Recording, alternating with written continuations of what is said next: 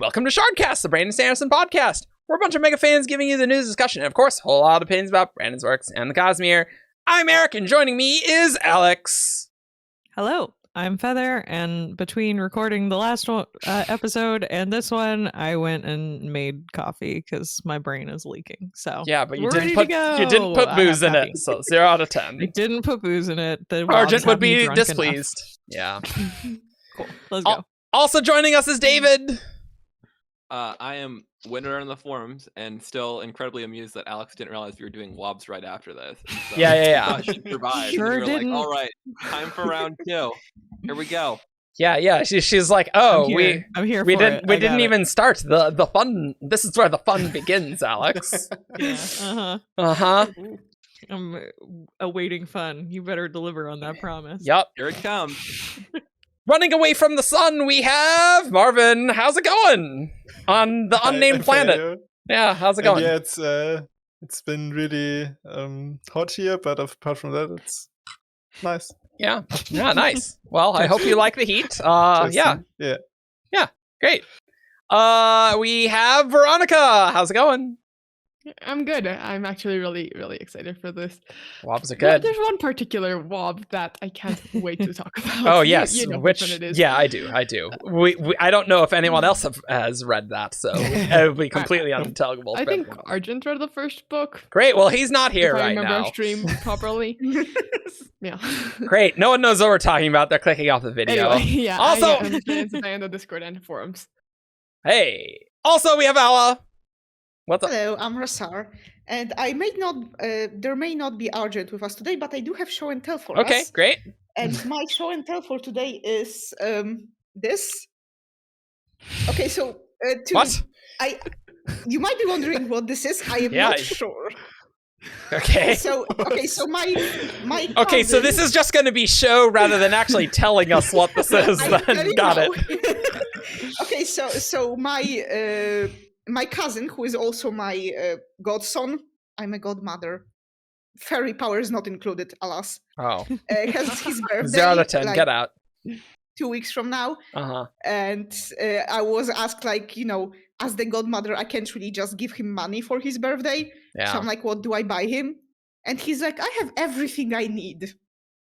Like, just great. the world's Wow. happiest man. That's very helpful. I suppose. That's the Or word. Yeah. primary school boy.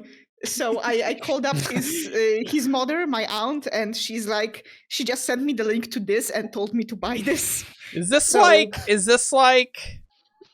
think this there's like some kind of Pokemon collectible knockoff or something? Yeah. Look, in the back Yeah. there's just like a ton Uh-huh. of Yeah. various figurines. Yeah. So I think it's like Yeah. a set of collectibles.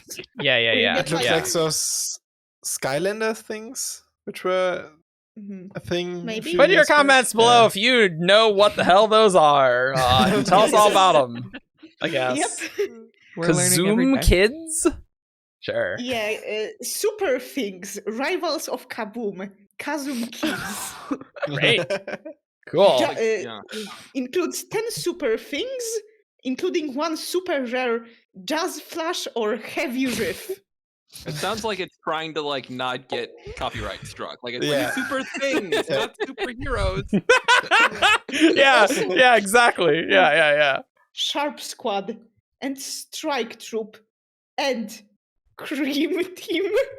Cream Team. And the hard gamers. All right. That's Well, no. we're moving on from that one. That's for sure. I am Chaos. Thankfully, I've been bullied into putting booze into this drink, so that should be helpful. Fully by yourself. You were just like, I'm gonna go do this. I asked. You guys thought it was a good idea. Okay, so I was I bullied. didn't say anything. It took Yes. the very smallest amount of possible pressure. You know. So today we are talking about the words of Brandon from the Secret Project 4 stream, which, just to be clear, will have Secret Project 4 spoilers. There was some confusion with our Secret Project 1 WoBs episode, in that, yes, it will be about Secret Project 1. And this will be about Secret Project 4. Did I say 3 throughout the entire thing of that? I don't think No, so. it was that last time. It's not that one. You're good. Yeah. Okay. We're going great. Start it over. No, I'm good. Liberally. Drunk cast starts already. I barely drank anything. So, we have so much to talk about with Sunlit Man here. So, we didn't really do this for Secret Project 3 because we interspersed the WoBs in there, and I didn't go into WoB mode, so I couldn't put them on screen. So there. But let's move on into WoB mode, and let's get right into it. All right. This WoB comes to us from Simon the Killer Ewok. He says, "You've talked to us about an upcoming book on Threnody called The Dust Brigade. What are we supposed to understand now that we've learned about the Night Brigade?" Brandon, I've canonized that as the Night Brigade instead. I like the term the Dusk Brigade better, but I already have a character named Dusk. And so I decided to go with a name that's just a little bit more generic, but doesn't copy one of the character names. So the Night Brigade will be the title of the Threnody novel.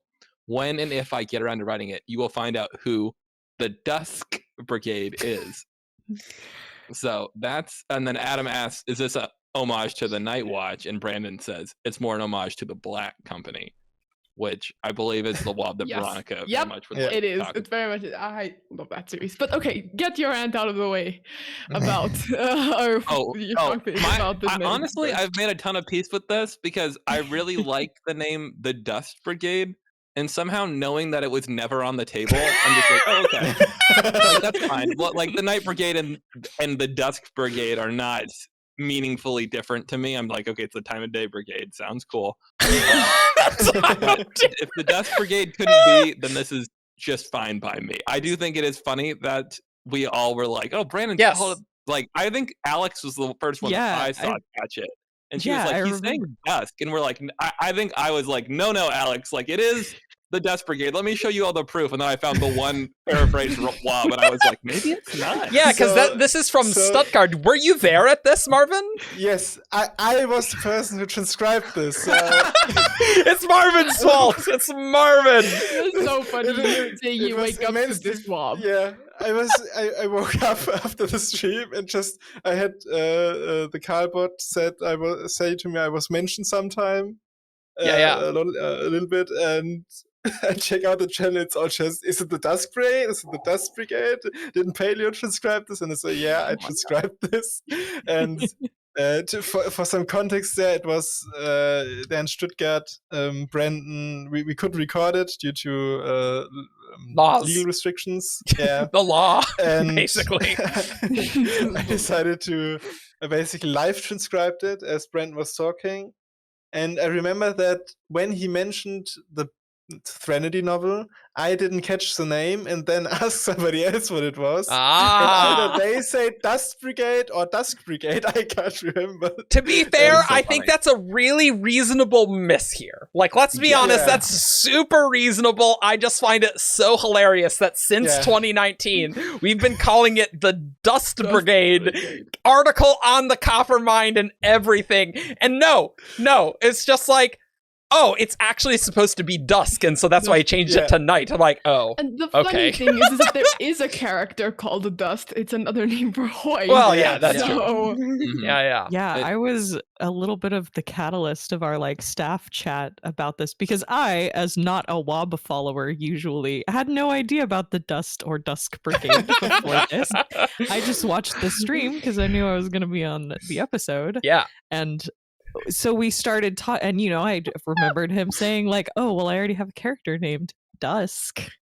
And so like we started talking about it and I was typing Dusk Brigade because that's what I figured he said on stream, and people were responding with Dust Brigade, and I was like, hey, just FYI, why are you guys using that? Because I'm pretty sure that's not what he said.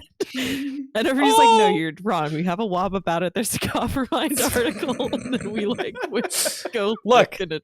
Just Yeah. just everyone Yeah. know, was a fun don't time. cite the copper mine directly in arguments about the Cosmere. We try and make it very well sourced, so you can look at the direct sources. It's just in this case, the source was also paraphrased. And Paleo, you Yeah. did your best. It's not your fault. It- Dust to It was dust. admirable. Signing. Yeah. Like, it's really hard to transcribe them.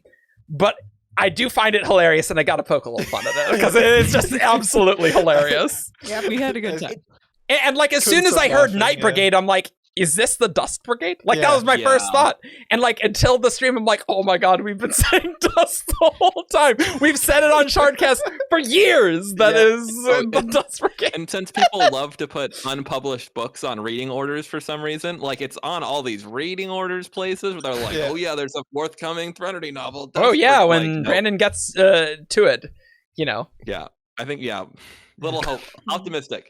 What's funny is Brandon, who probably doesn't really follow fandom things, probably didn't realize that it was read the other way in the question. And figured we no.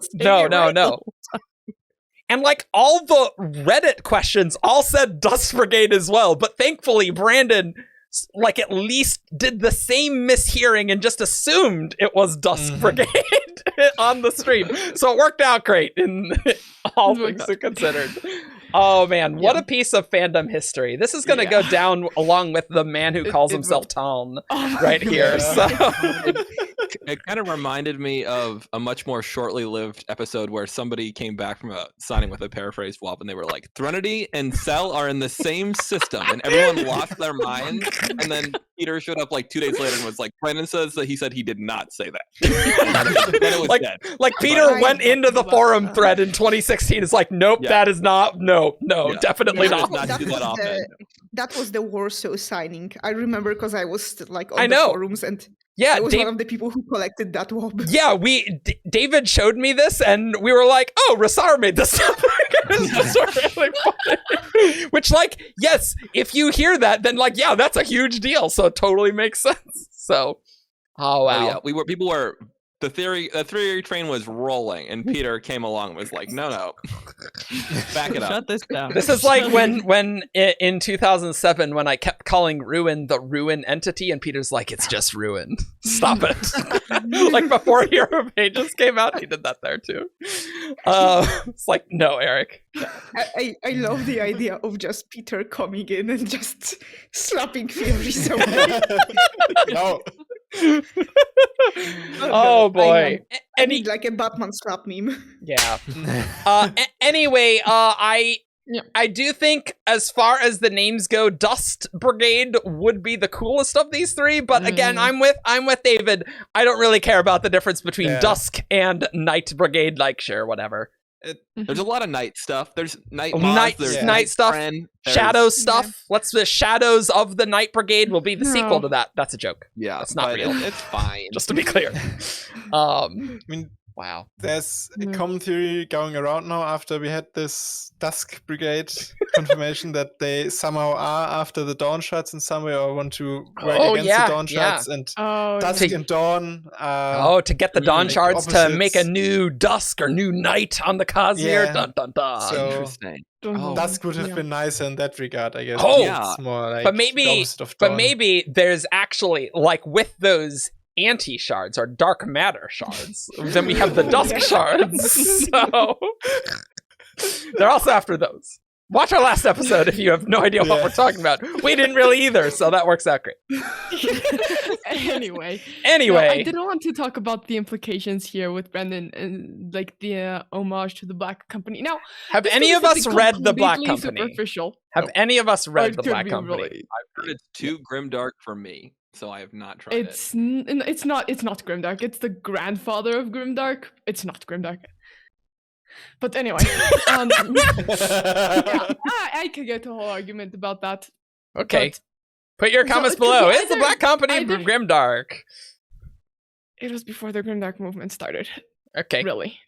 So totally okay. Honestly, the way Cook handles like there's lots of dark stuff, but Cook never dwells on it. Not that he dwells on many things. And what is there's grimdark? Always like a ray of hope. So.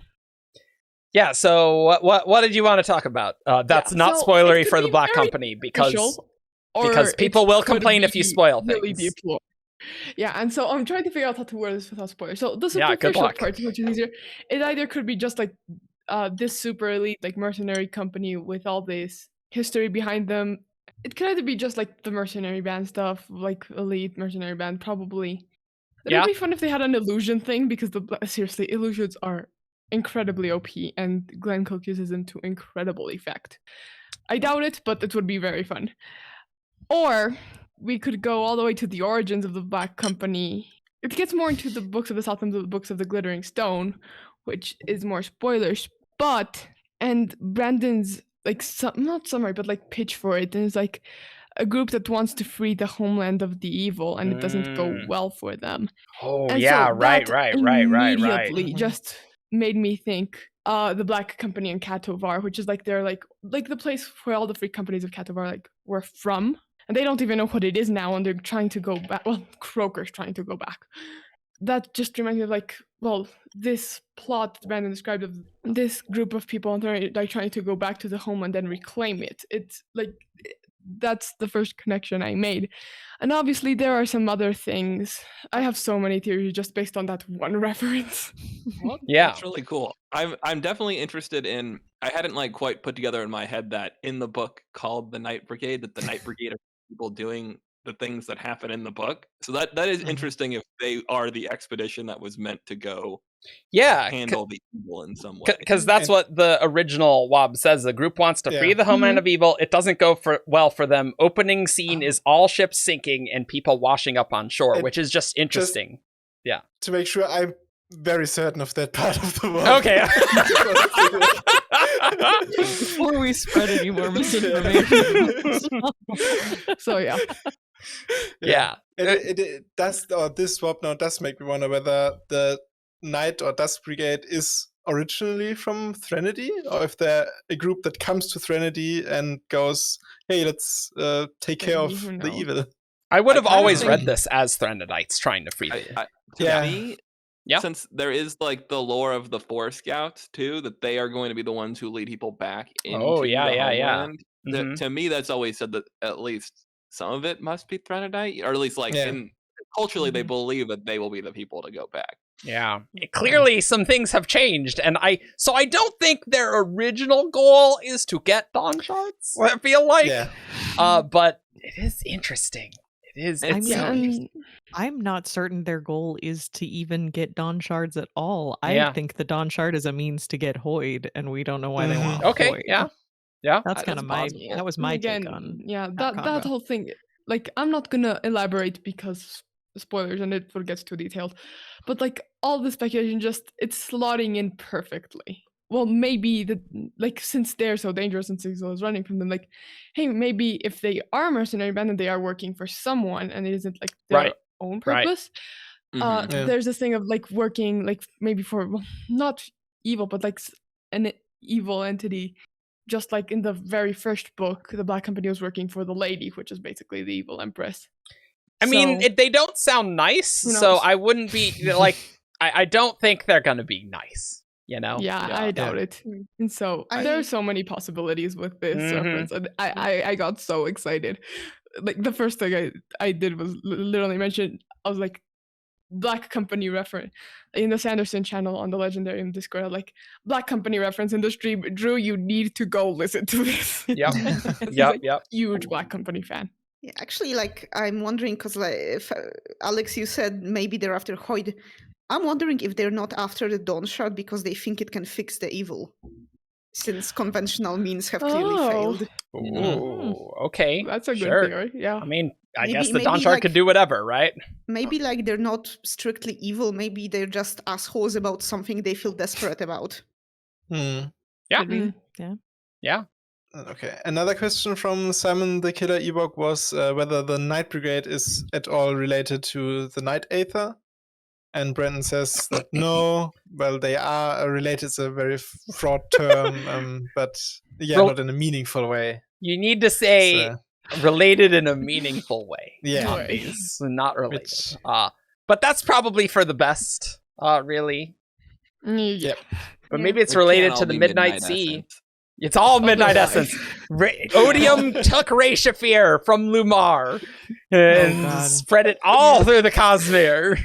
On that note, I would like to say a few words about my dear friend, my lost theory of Lumarites being Threnodites, since we now know that all the secret projects are taking place in the far future. So, Oh yeah, Yeah. that is true. Yeah, Oh, I yeah. think we'll talk about that in just a bit. So we'll talk sorry, about sorry. timeline things, which is very interesting for for Tress for sure. That is. Mhm. Rest in Yeah. peace, Fury. Yeah. You lived a short Yeah, but eventful yeah. life. Yeah, very cool. I hope they're cool. Mhm. That's what I Yeah. want. Some I- cool. I- I hope they want to be involved in stuff. I hope that, like, even though Brandon said that we'll like actually get to know who they are, like in the Night Brigade book, that we get some more of them in Sunlit Man. I want to know more about them. I want to see if anything else fits with my Yeah. story. Yeah, I like the Ghost Bloods always are like, wow, there's really powerful forces, you know, and I feel like the Night there Brigade is is a one of WoB these. about that. That's Yeah. the other one I cited in this conversation. Like trying to figure this out, knowing this episode was coming. Yeah, Brandon said that other non-shard things in the Cosmere. There's a couple of mercenary troops that you haven't met yet that are really quite dangerous. I would A list them as couple? well. Huh? A couple, yeah. It's the Dust Brigade and the Night Brigade. They're There we both go. out. Oh, and maybe and in their wake they will cause some dust. Look at the Noon Nice. Brigade going. It'll be great. So Daniel McCarthy asked, could you charge spheres with this sun? And Brandon said, you could charge spheres with the sun if you managed to find spheres that didn't melt. You could Okay. also charge white sand with the sun really easily.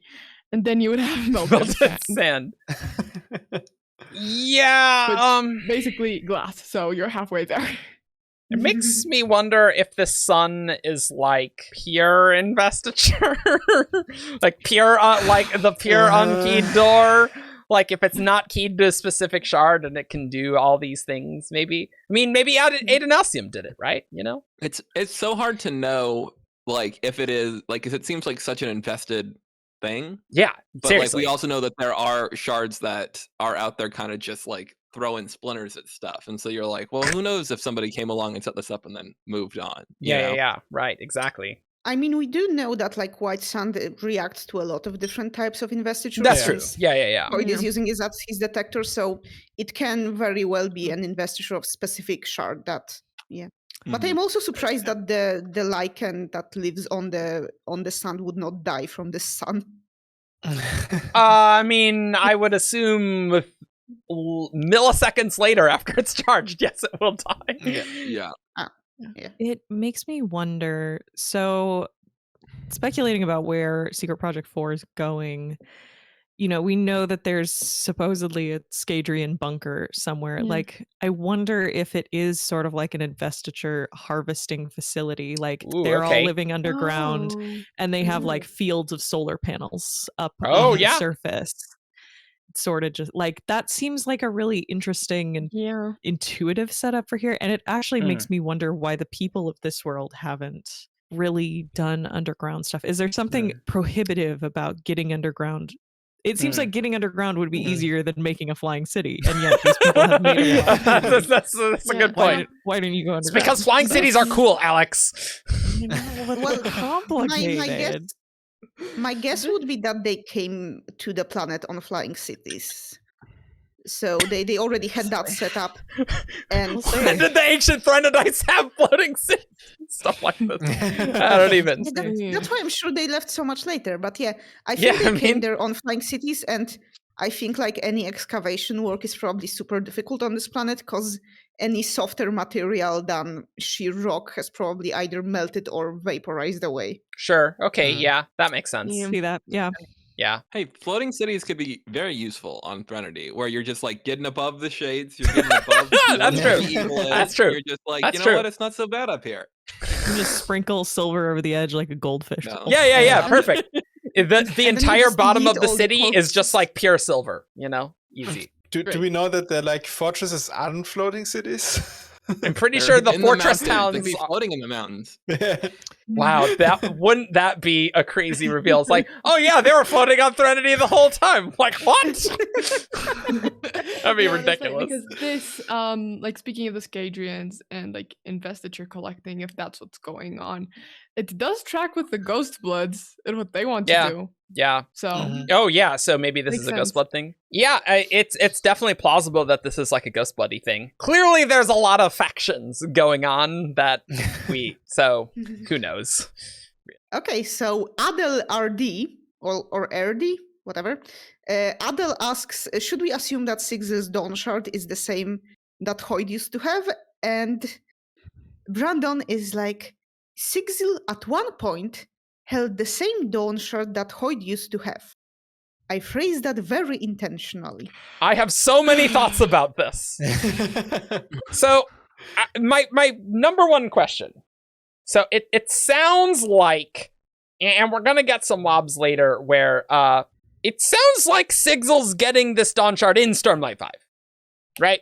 That's I what would it agree sounds that based like. on Brandon's end note, that's what he's saying. Yeah. Yeah. So I was under the impression that Hoid having the Dawnshard would be very much past tense. Yes. And so I'm just Yeah. curious how Hoid Yeah. gets the Dawnshard. Like, has he always had this Dawnshard and we misinterpreted something? Did he get the Dawnshard back and gave it to Sigzil? Well, and what's interesting too is like this is by not any means confirmed, but I think like a common line of theorizing about Dawnshards, or at least stuff that we've talked about, is that Hoid, there is this Dawnshard that we know is different than the rest, Right. And we know that there's this gem with Hoid that has significance. The topaz that the gem has now died, and so there was a long time where I personally thought that something had happened to Hoid's Dawnshard and it was no longer working, or and it was in some way expended, right? not used, and that seems to be directly not the case. If it's the same Dawnshard, Yeah. So I opened the Dawnshard annotations event on Arcanum, and it says Hoid was a Dawnshard at some point in the deep past, and then it goes on to the other thing. But was past tense, and specifically he calls out the deep past.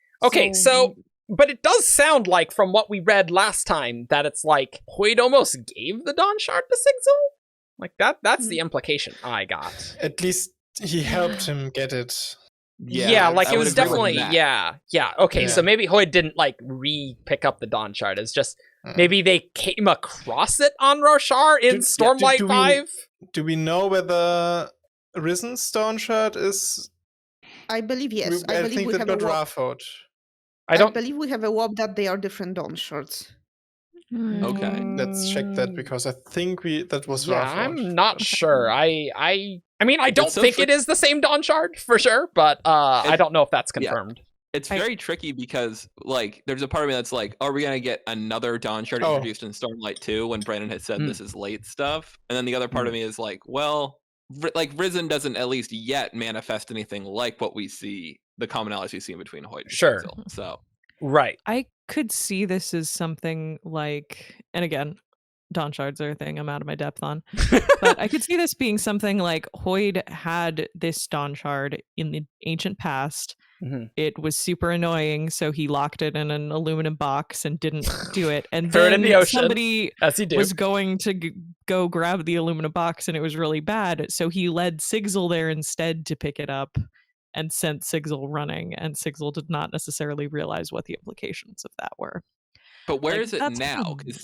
That's the thing. I think Or do we know that for sure? What's in the WoB? Isn't it? Is Sigzil at one point held past tense? Yeah, the Dawnshard. That's what I'm basing that off of. And I do think there were some implications that I was under the impression it was past tense. I would say that, like, my read of that is, unless Brandon is being intentionally deceptive, he like in being like, I said he held it, but he also still holds it. He's saying that at one point Sigzil held it. Yeah. So that's my. I think that's what he's phrasing intentionally there, because they say assume that Sigzil's Dawnshard and the possessive as if he still held it.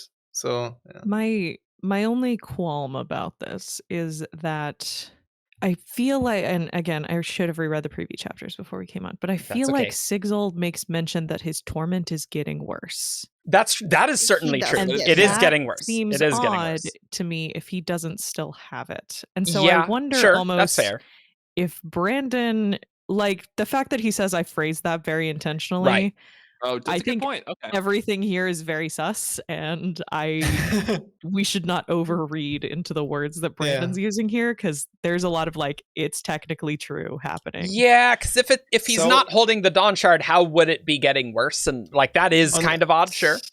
I have an idea for that is like out there, but the Dawnshard probably like changes your spirit web on a fundamental level somehow. Yeah, makes a lot of changes like that. Yeah. Well, maybe the Torment is then just it takes time to materialize because like it has to filter through the realms to fully manifest. Sure. Like, it gets worse over time because it's there in the spiritual realm, but it takes time for that to get to the physical. Or like perpetuate itself. Yeah. Oh, right. Because it's like it really warping the spiritual, and then the physical's warping to that spiritual. Okay, yeah. Sure. Yeah. That is kind of how that works. Radioactive residue on his hands. Yeah, right. Yeah, my quibble with the that Sigzil might still have the Dawnshard is that it feels to me like Aux should not have problems with like insufficient investiture. That's a good point. If he's still holding Dawnshard, because it's supposed to be like this super hyper invested thing. And also Sigzil never really makes any allusions to colors looking different, which could be because he's just used to it, but Risen does take note that colors seem more vibrant and so forth to her. That could be Dawnshard specific, though. Yeah, that's what I was going to say. Is like and the fun fact is that until we have two common Dawnshards, we can always go, well, one Dawnshard is different than the rest. That's right. That's true. For literally any Dawnshard fact. That said, I do think when Brandon is very particular with his phrasing, he is not saying anything that is not true. He's like held the same Dawnshard. I do think that past tense is intentional. But God, it's so interesting. I also thought perhaps the trickiness in this could be that Hoid has held more than one Dawnshard, or Sigzil has held more. Wow. Okay. That's true. That's totally a thing that could happen. So okay. Yeah. I mean, that would be super plausible for Hoid to collect magics, and it's like, ooh, I'll take another Dawnshard, sure. Yeah, I mean, if they're, if the broken one is the one that like warps you really badly, maybe he wouldn't mind picking up another one that is more. Sorry, just short asterisk. You mean the broken Dawnshard, not the broken one reigns, whatever the hell that means. Just to be clear. No one. I don't even know what that means.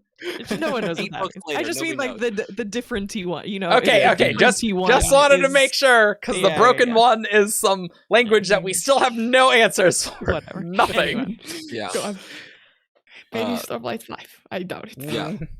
The one thing that I was thinking is, unless Brandon is being tricksy elsewhere and Hoid has the Dawnshard in Stormlight and he's just being real quiet about it, that like I'm like, where is this Dawnshard coming in to Stormlight? Where is this thing exactly. At, like, and not through the Risen stuff, Yeah, there's so much build up to Amia, and Amia being the site of something so important and valuable and whatnot. And I can't think of anything else where I'm like, oh, that's a candidate for where the other Dawnshard might be. Or, I have an idea. Like we have the one chord story that is somebody brought a Dawnshard through the pool, but I still think that was supposedly the same one in Amia. What if the Dawnshard is what they used to bind the Bado Mishram? Sure. I mean, that'd be cool.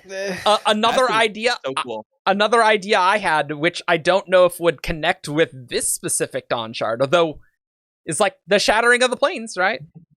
Yeah, I was thinking about there was like an old WoB that was like somebody was like, Brandon confirmed that a Dawnshard shattered the planes, and then kind of got walked back where they were like, maybe he didn't say that. I still think that's plausible. I think it's super plausible that a Dawnshard did that. I like Rasarr's theory. The Dawnshard that can bind any creature. Ooh, voidish or mortal. Oh yeah, that's right. Yeah, that's true. I was gonna say, I think that's probably a better idea, but we also don't know anything about the origin. What's up with the origin? And we have a story about people sailing there and finding interesting things. So, like the sailors on the Infinite Sea. Yeah. Who knows? Even before it turns out that 3/4 of the Dawnshards are all on Rasarr. I mean, Rasarr's a beefy place, so sure, why not? Very special. They had multiple Dawnshards on Ashen. There's got to be two at some point.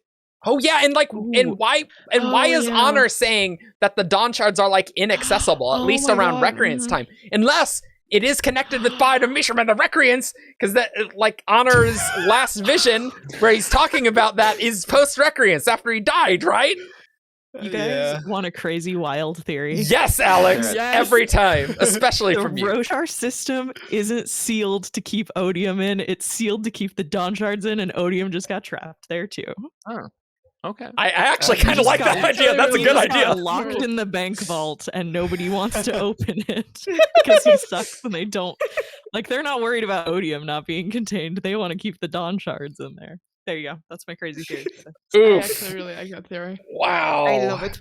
I like how we're so far in the Cosmere, and we're like, wow, we have no idea. We're just like, we're just spitballing because it could be any of these things. Brandon can do so much crazy stuff in Stormlight 5. And I think that's genuinely really cool.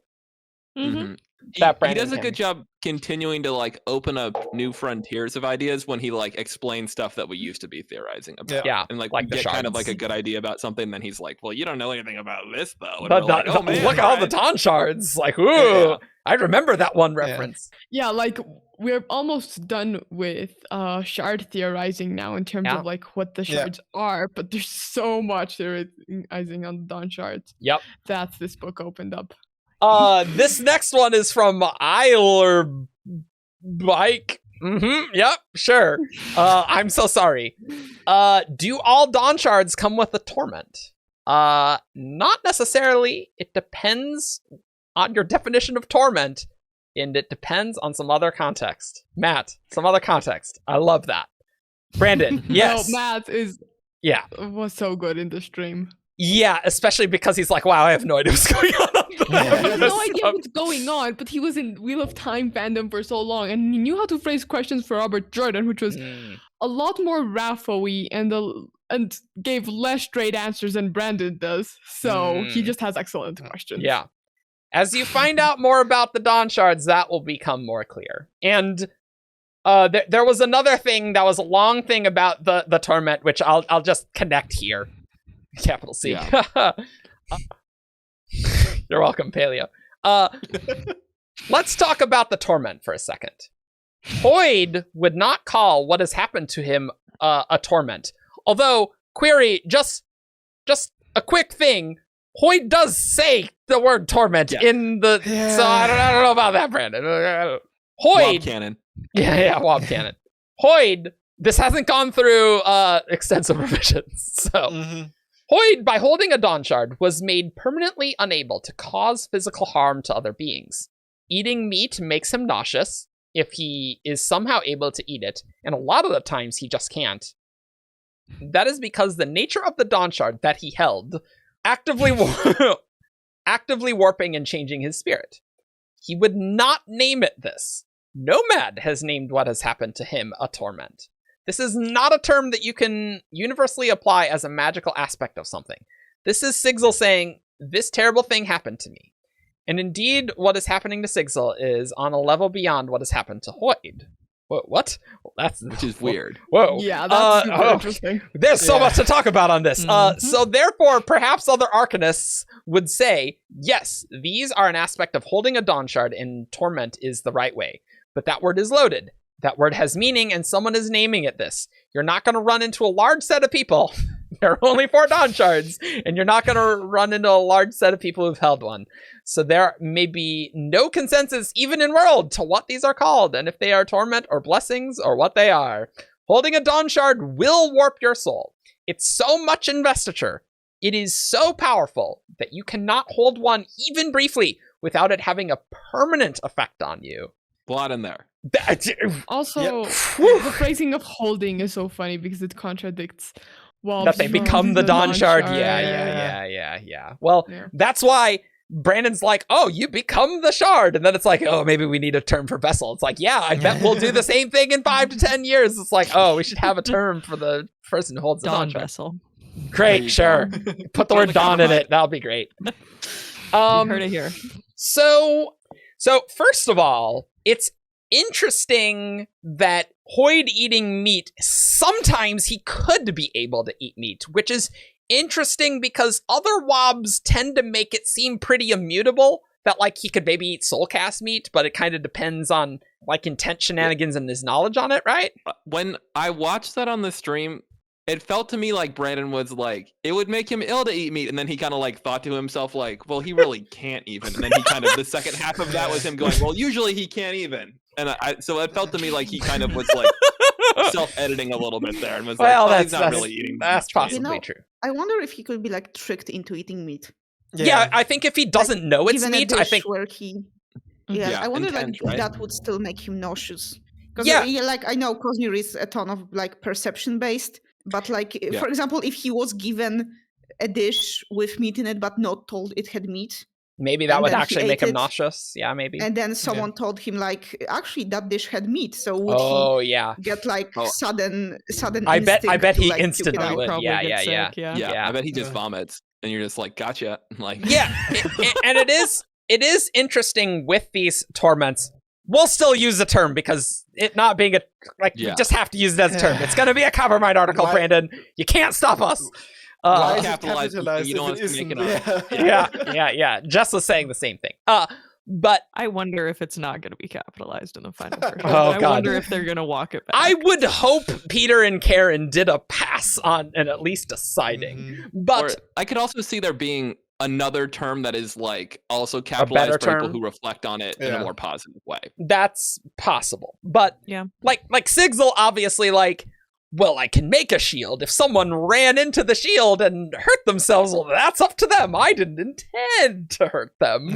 Right? Like shenanigans like that you have to use to work with the torment. So, there's probably some mental shenanigans there. But it's just interesting because I felt Hoid would have had the Dawnshard. At least my impression is Sigzil maybe didn't have it a long time. It's super unclear how long he had it or if he still does have it, right? But like I felt Hoid had it for a while, and so like, he's permanently unable to cause physical harm to others, whereas Sigzil, like he's saying the torment's getting worse, right? So that sort of suggests that maybe Sigzil didn't have it as long, right?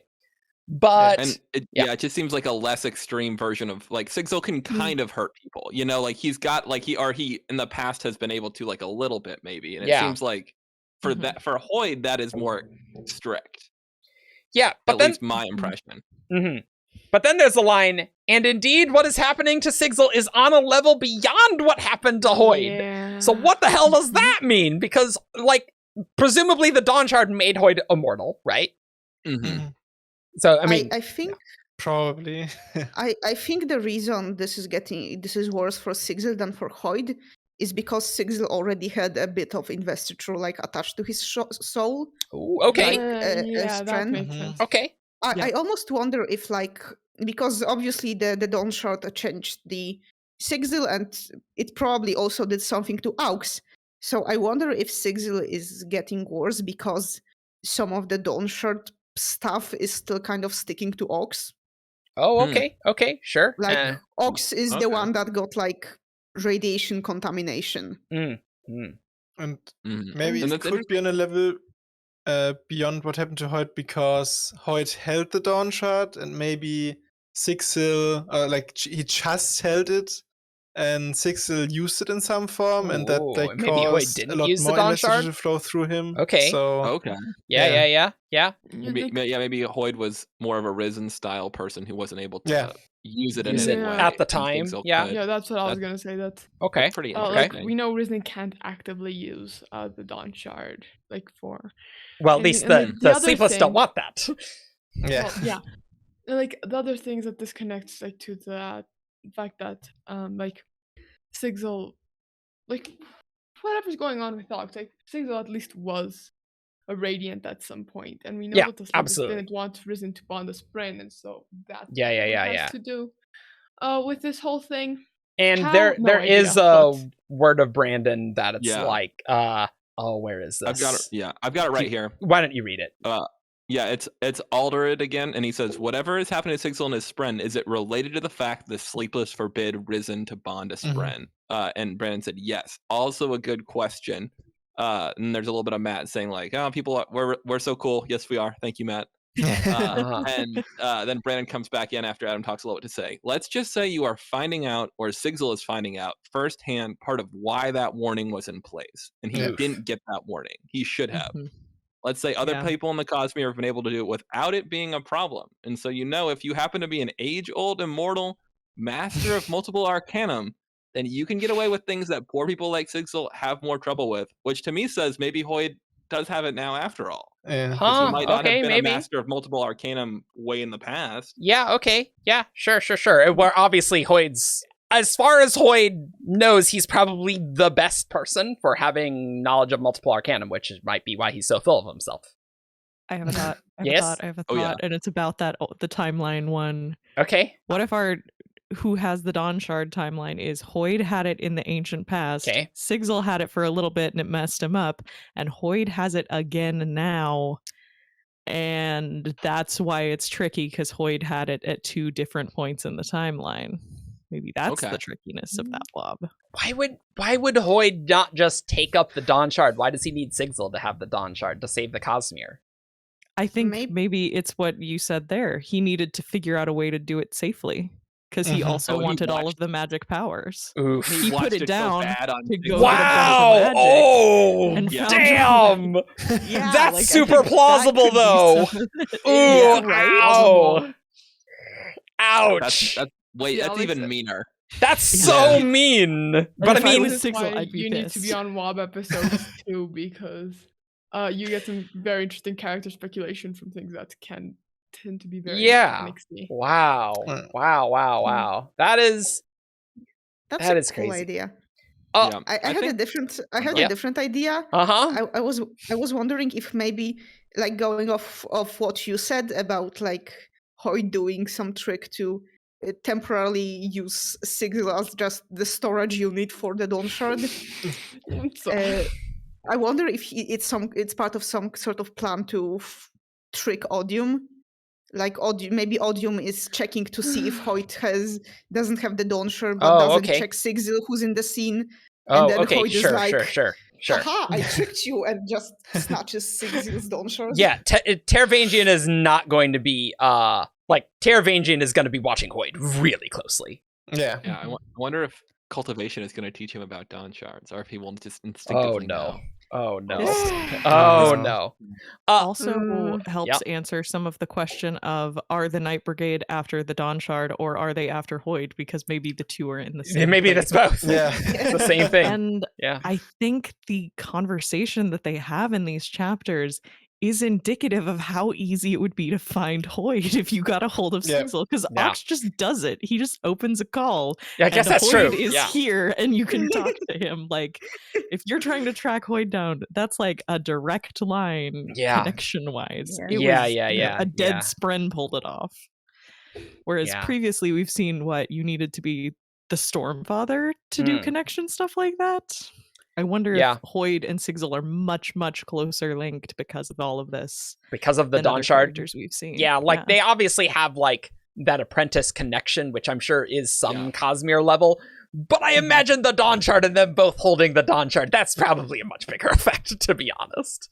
One other thing I wanted to talk about this, going way back to our original Dawnshard episode. That is one of the first times. That was good. Where it says, the Dawnshard is so much Investiture, it's so powerful that you cannot hold one even briefly without it having a permanent effect on you. So, a few things. We theorized in that episode that, like, shards are lots of power, but maybe, like, the Dawnshards aren't, like, as highly invested like a shard is, in a way, right? But clearly, in this sense, it's almost like the Dawnshard has more of an effect on you than if you were a sliver of an entire shard, right? Yeah. It's we don't really know what extent slivers, like what effects being a sliver actually is. We have the term, but we don't really know what it is, whereas here we kind of explicitly get that. But it is interesting. The Dawnshards are a crap load of investiture, but there are some differences with like a shard. You don't vaporize and things, so that is interesting. There's not that much power. That's very interesting. Yeah, like yeah. the It's fact not that like so there's much that more you're Investiture, vaporized. but you don't vaporize. So. Yeah, Yeah. yeah. So it's really And- weird and specific. And you think like, let's say, like with the way we understand this Dawnshard, where you can't hurt people. It's kind of, I don't really understand exactly what it is, but there is sort of, I think there's why people like to do preservation-y categories on Yeah, stuff. right, when right, they're right, trying to right. categorize stuff. Yep, Mhm. yep. If that was going to happen to a former vessel, you would think that would happen to Vin, if that was like a side Yeah. effect that you could have for being a sliver of preservation, or the Lord Ruler. And clearly they did not end up with anything remotely like a prohibition to never hurt anybody ever again. Though, query whether the Well of Ascension is sufficient Well, it's enough to make them a sliver, so it is sufficient. Yeah. It's like, are there different degrees of being a sliver or Probably. something? Probably. You know? Yeah. Yes. But that's a big rabbit hole. Maybe we should go on to our next thing. I have a little Hoid Dawnshard. Yeah, thing sure. to add. Mhm. That- I think it ties into a later WoB too. But when you're talking about who's impacted more by the Dawnshard, Hoid or Yeah. Sigzil, Yeah. it is interesting. Wasn't there a WoB later on that Hoid can't skip like Sigzil can, or he has not been able to? Because that was something that I recall jumping out to me. You know, that is interesting because I don't remember that, because I almost thought, and I don't think the stream contradicted it, that maybe Hoid can skip, but I thought that He raffled it. he he raffled raffled it. Oh, I thought Okay. that. I thought that he said Mm. no. Then that's correct. Okay, Okay, I was yeah. thinking of a different skipping WoB. Like, That's I unfortunate. could So- totally So believe. he sort of answered it. He said that What did he say? around Stormlight 5, he doesn't know how to do it, but as for the Oh. time Okay, Sunlit Man takes place, it's a raffle. gotcha. That's what I was thinking Yeah. of then. That it's just interesting to me that Hoid, at least, who has been the Dawnshard, was not. We've seen him climb through perpendicularities. He's clearly not skipping to get onto Rasarr or Scadrial in Stormlight or in Secret History. Huh. Because Brandon, there is a WoB that Brandon has had where he kind of has said, I'm trying to figure out whether or not Hoid can sometimes not use a perpendicular or not. That's something he's talked about. He's like, I haven't decided if he's figured this out or not yet. And that's something that I put on the Hoid article, where we're like, Hoid might at some point have an ability that he doesn't need a perpendicularity. Yeah. But we didn't I, know when that pasted it was in and the what end. it looked like. So yeah, next question from Wow. Ratatata is, can you place this one in time for us relative to Era 3 of Mistborn and 6th of the Dusk? Okay. Brandon says, a little after in my current timeline of those. Karen hasn't seen all of these timelines. She only canonizes timelines when books are written, and she hasn't done that for Sunlight Man yet, so she will slot it in. How should we say? You say Era 3 and 6th of the Dusk. After Era 3, similar timeline to 6th of the Dusk, because Era 3 is before 6th of the Dusk era. These are not two of the same. Around 6th of the Dusk era, probably just a tad after is what I would say. That is spicy, because Six of the Boom. Dusk is like the most future Cosmere thing we've seen so far. So that would. Yep. Yeah. I mean, I wouldn't be surprised if it ends up having to be. It needs to be slightly before Six of the Dusk. Whatever, that's fine. But like, it's that space age of Cosmere, which we kind of expected given this chapter, right? I have a question though. Mhm.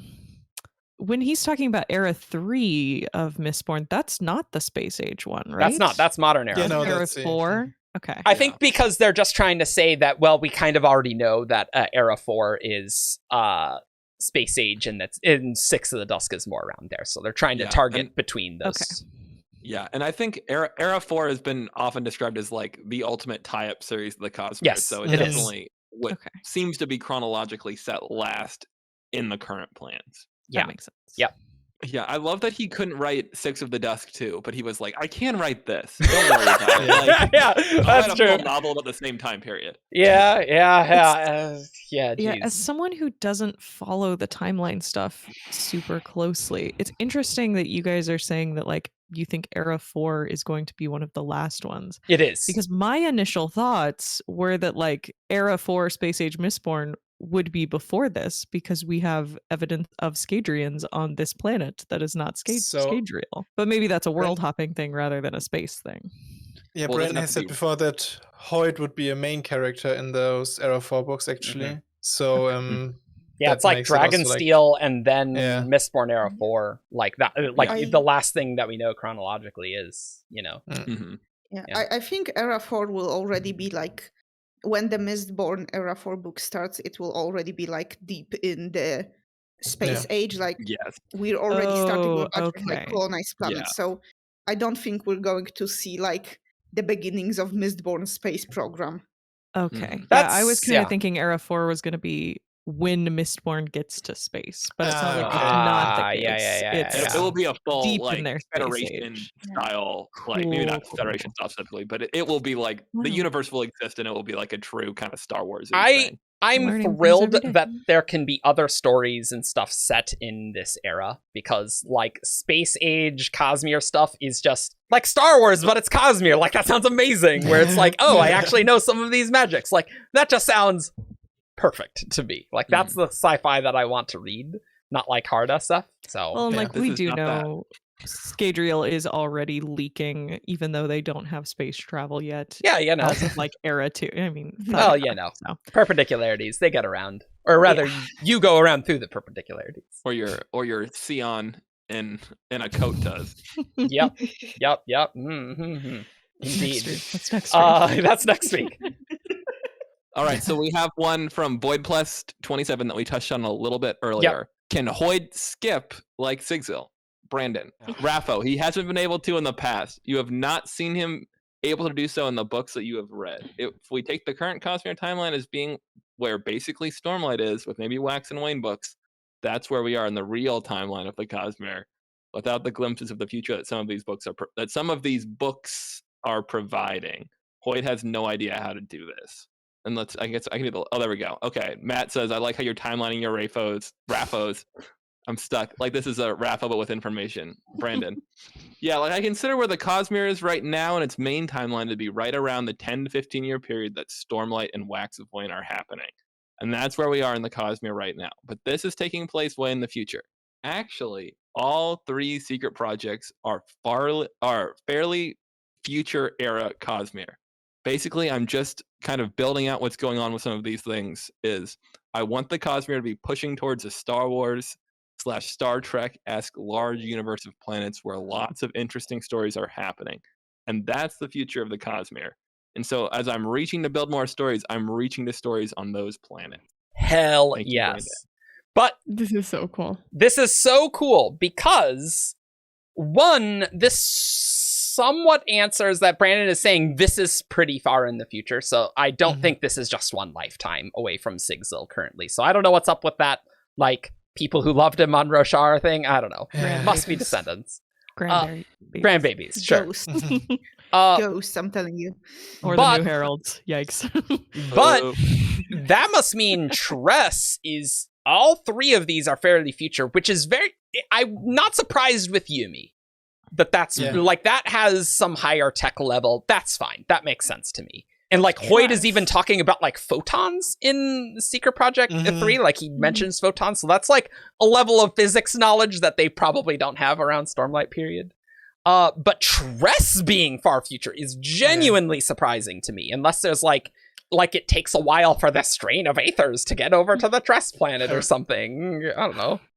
Guess it's Midnight Mother sorceress. No, it's the Midnight Mother. Well, I mean, maybe the Midnight Mother gets off of Rasarr and heads over to the Tress planet, right? Be. Odium doesn't take her, but yeah, I think not all dimensions.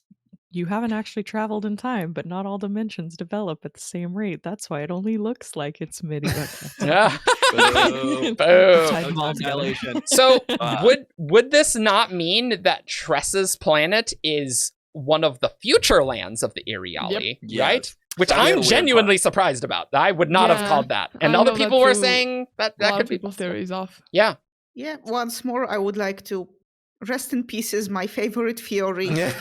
That's, that the people of Tress's worlds are past Prenodites. I would like to replace it with a new theory that the people of Tress's world are another offshoot of Prenodites. Sure, why not? Okay.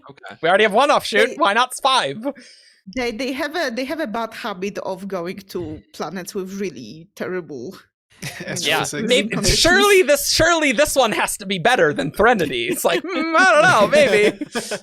Surely. It's tricky.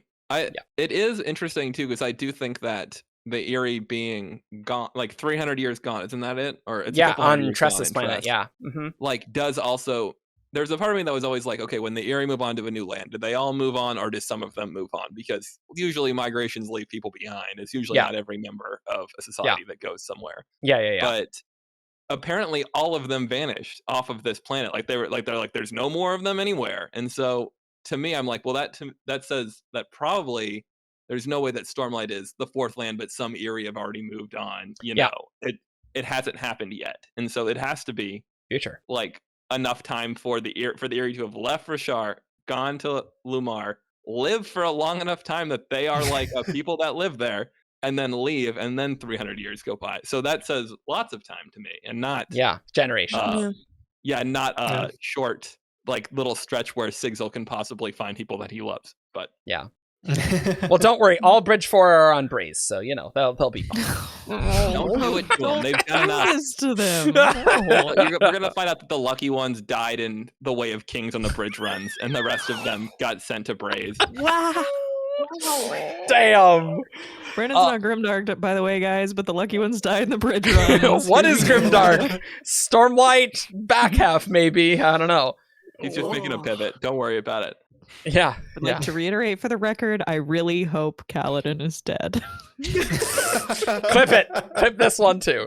I mean, he does deserve probably not eternal torment. That would be good. Come on. That would. Yeah. Oh boy. Let's go on to happier things. Marvin, this Joff one. Yeah, our very own Joshua asked, you decided to be upfront that Secret Project 4 is Stormlight adjacent. He did decide that. As we have, Yes. talked about. If it's not a spoiler to clarify further, would you say it is more or less relevant to Stormlight Archive than Secret History is to Mistborn? To which Brandon answered, I'd say it's less relevant to Stormlight Archive than Secret History is to Mistborn by a fair margin, because things that are happening in Secret History are really relevant to Era 3.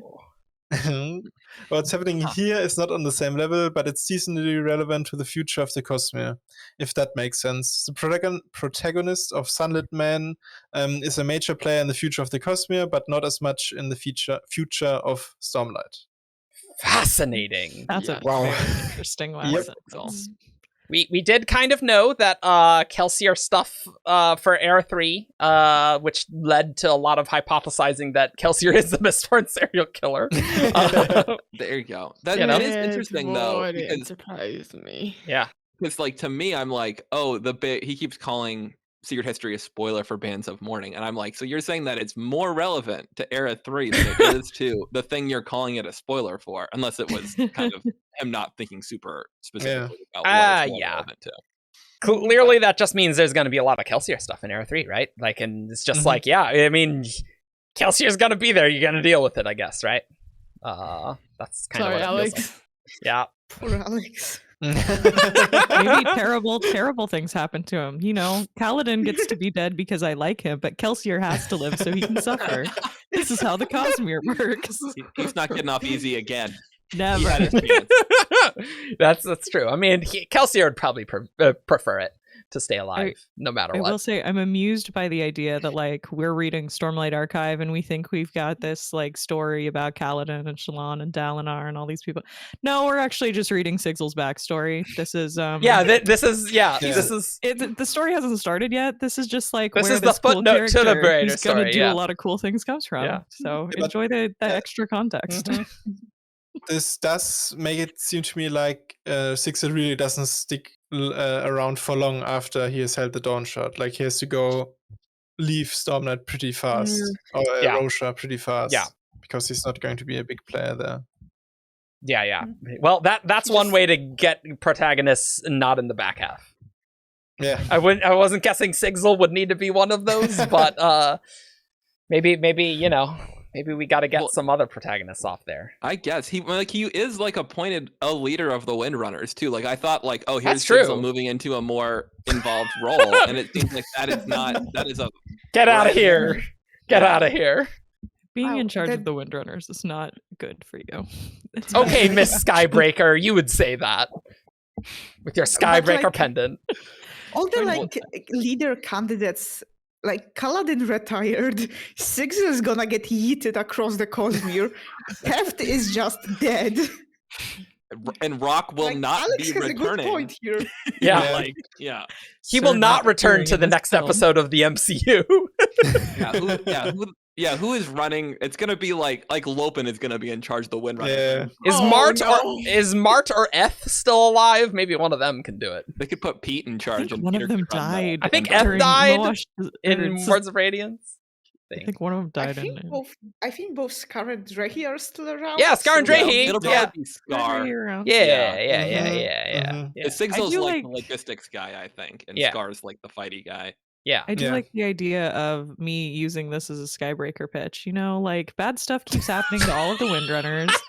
They're, the Honor Sprint don't even want to join them. They had to like do a whole fiasco. We have High Sprint standing by. Call now. We'll tell you what all your oaths are right off the bat. It's Yeah, great. no We're the secrets. best. No If you're- secrets.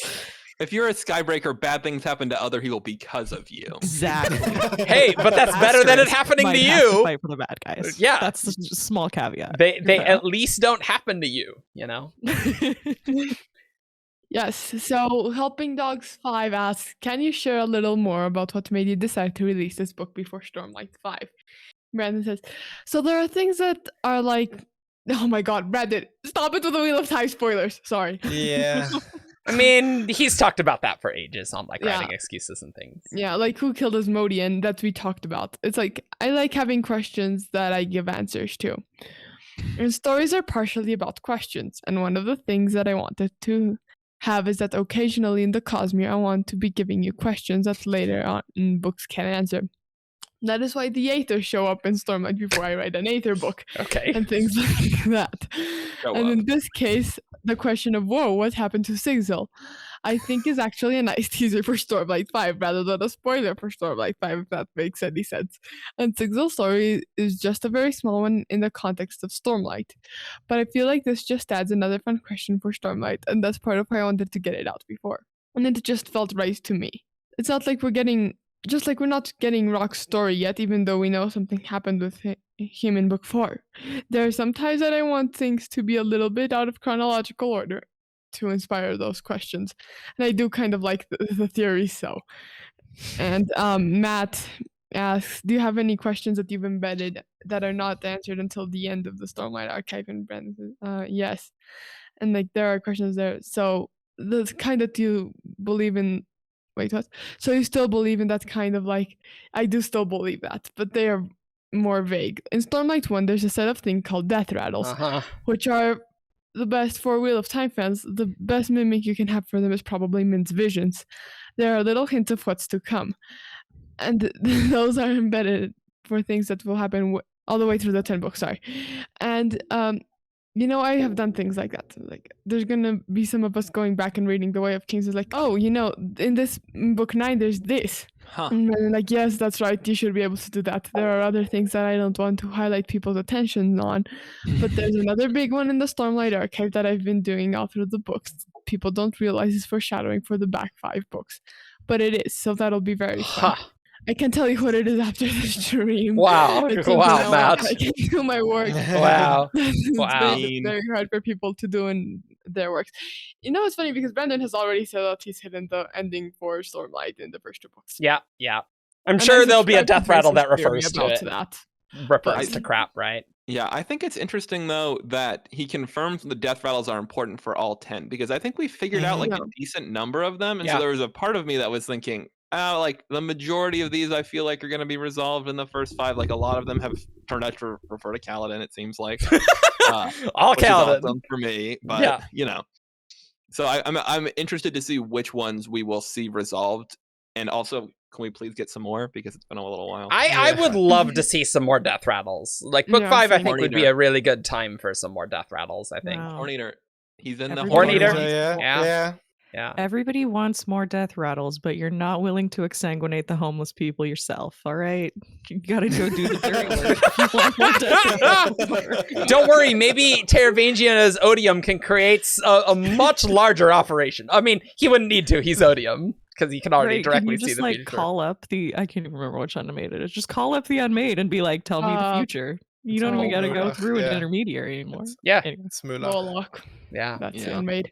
This is not related to the main part of this quote, but I did notice that there's a little bit of like a callback to one of my favorite Stormlight Archive quotes that's been like my Tumblr blog title for 10 years, which is that the purpose of a storyteller is to give you questions to think about. And I was like, I thought you were going to go with Tiana's Dead, but okay. No, that's my other blog. I knew it was one of your blogs. I do have a Tiana's Dead blog. I think that the other thing that this is kind of good at showing is I think that as the Cosmere goes on and gets more complicated, people get more and more invested in what the correct reading order is. And invariably, as things come out, things are going to be mutually spoilery. And they're like, you're going to have to eventually read it in an order. And things and reveals will not necessarily be ruined, but they will appear in different contexts for different people. And it's just, that's all part of the plan. And so there's no wrong way to read the books unless you're reading series directly in reverse, which seems like a bad idea. But other than that, you can kind of jump around whichever place you want to go with this. Yeah, I am looking forward to the live blog of somebody reading Mistborn novels in reverse order. A good one. Bands is crazy. Who's this survivor guy? So College Advice 12 says, Witt claims Nomad has seen more of Cosmere than him. Is this assessment accurate? How has Nomad seen so much in comparison considering their ages? And Brandon is like, no, he hasn't. But he's been running from the Night Brigade for a long time. He's been on a lot of planets. Hoid has seen more, but Sigzil is probably in top 5 for number of planets in the Cosmere visited. So Hoid is perhaps deliberately underestimating his own experience, but Sigzil is up there. Hoid can undersell himself, but also be completely full of himself at the same time. Interesting, though, as a person who has not had the ability to skip, at least in the past, that he's still ahead of Sigzil, who has apparently been doing that the entire time he's been traveling. Yeah. Seriously. Well, he does have like 10,000 years of head start. That does help. Yeah. But it doesn't help like for planets without a perpendicularity until very recent. You know what I mean? It kind of like he can hit the main ones and then he's kind of stuck until perpendicularities, until space travel, or he gets the ability to skip. I am wondering if this implies that there are a lot more inhabited planets in the Cosmere than we thought. It sure seems like that. I was originally thinking like somewhere in the mid double digits of inhabited planets. But if that's the case, I feel like it would not be difficult to hit them all in an immortal lifetime. And it sounds, a lot of planets is what hundreds, right? Like at least hundreds. Is hundreds of different planets. Not only inhabited, but also invested to some extent, right? Because they do have to have perpendicularities. Well, right. Well, but some of them, at least for Hoid to have been to a lot of them already.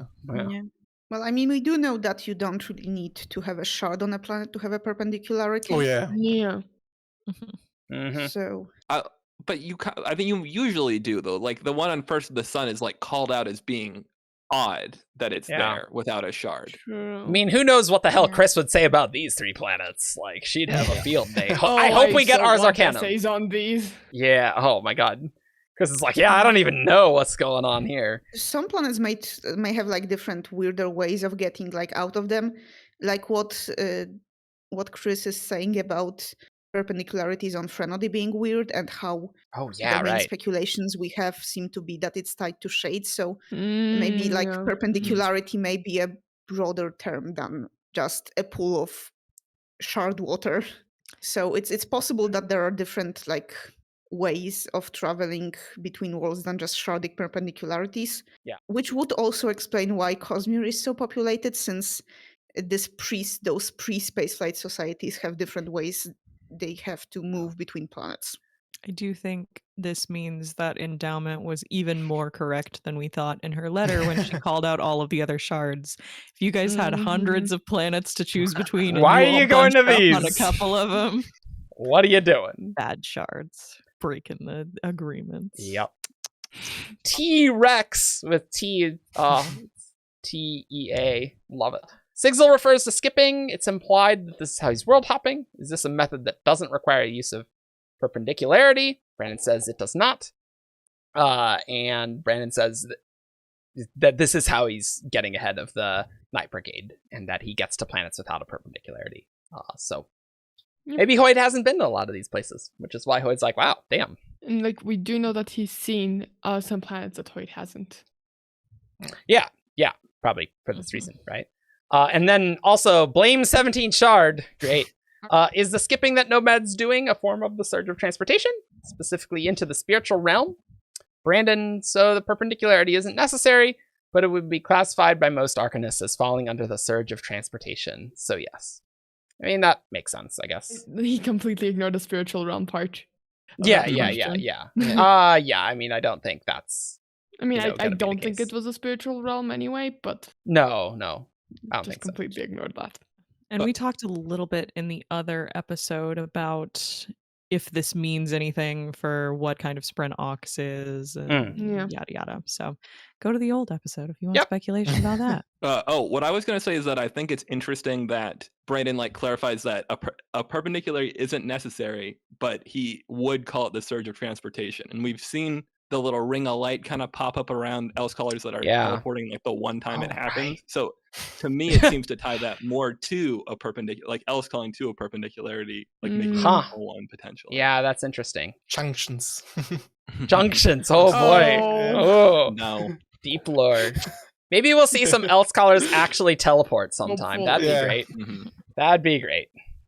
This is from an anonymous questioner that asks, are there planets in the Cosmere in which there is no investiture? And could Sig accidentally skip there and get permanently stuck? Brandon says there are no planets with no investiture. You would have to have no matter in order for there to be no investiture, because matter, energy, and investiture are the same thing. There are planets where, let's just say, natural sources of investiture that are easy to reach are not present. So you would have to figure out another way to make this all work, which would be very difficult. It is possible for him to get there, but the way the magic is working is he's being drawn partially to sources of investiture, so it's highly unlikely he would end up on one of those planets. So that means it's definitely not random, right?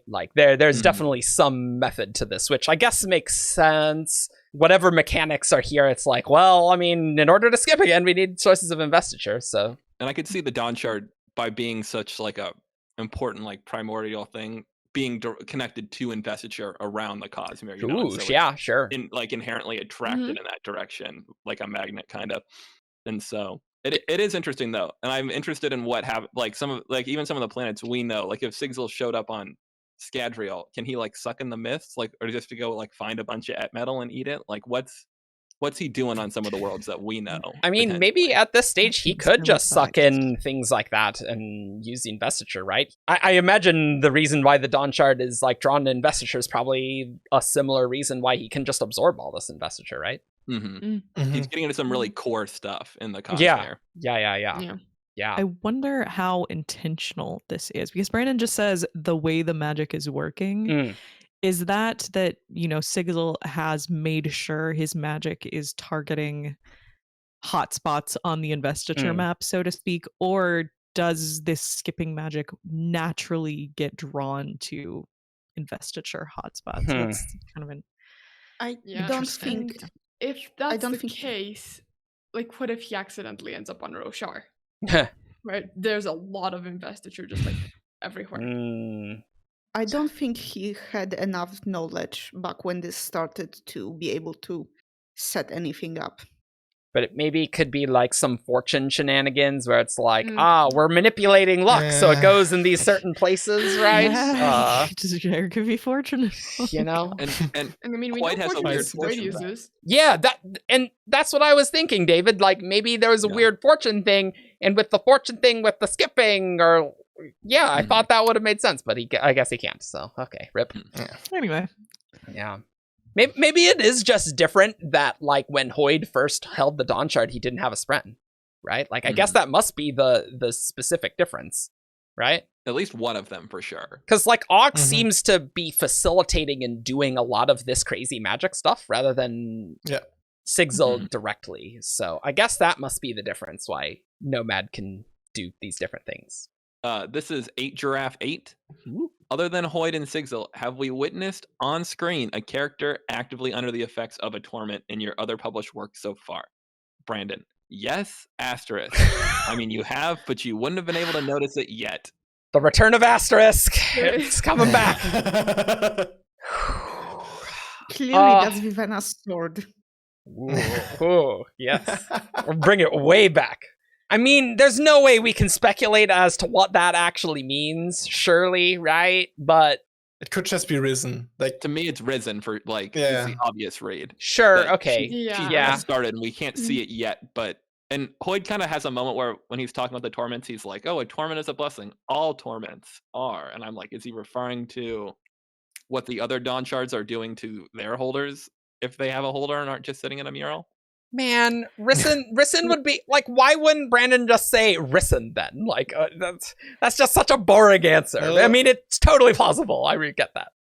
I was thinking we could also have seen just like a former Dawnshard holder who's one of our core world hoppers that just you wouldn't know what they were dealing with unless you're in their perspective. Yeah, that's what I want to believe, because Risen's just such a boring answer. That's what I want. Maybe Chris tried one out for a little bit. Who knows? Oh, that's a cool idea. That would be super interesting. That's a really cool idea. Okay. She would lick their magic rock to see what happens. You know, she's got the vibes. Maybe a little more precise than that, but yes, right idea. Yep. Another question from Redatata. These all have Hoid very front and center, all these secret projects. Is this marking a turn in the Cosmere to generally focus more on Hoid's story? And will we ever get a more detailed look at what he was up to during earlier parts of the Cosmere? And Brandon said, I would say yes. This does mark a bit of a turning point where I'm like, all right, it's time for him to start being more of a character. I would say starting Stormlight Archive was the first of those turning points. Before that, he was cameos. Stormlight Archive was Hoid's now a character. He's not a main character yet, but he is a character among the tertiary level character sort of things. And this is another turning point where I'm like, all right, now we're gonna start actively involving the things around Hoid. None of these stories are about him, but he's telling 2 of them. And his apprentice is the main character of the 3rd one. And he shows up as characters in all 3 of the stories. It is a turning point. The next turning point will be when I write a story about him, which will happen, which will be Dragonsteel and Mistborn Era 4 as well. Yeah, but maybe he'll write a story where we figure out what Hoid's doing in Era 1. Wow, I don't know if that's on the table anymore. Getting his butt kicked by Inquisitors up in Terrace. Look, it's just a story like Sunlit Man, but it's Hoid not fighting Inquisitors like that. Maybe that'd be a little too samey. But he's doing the very important work of beating Kelsier to a pulp in the Well of Ascension as he deserves.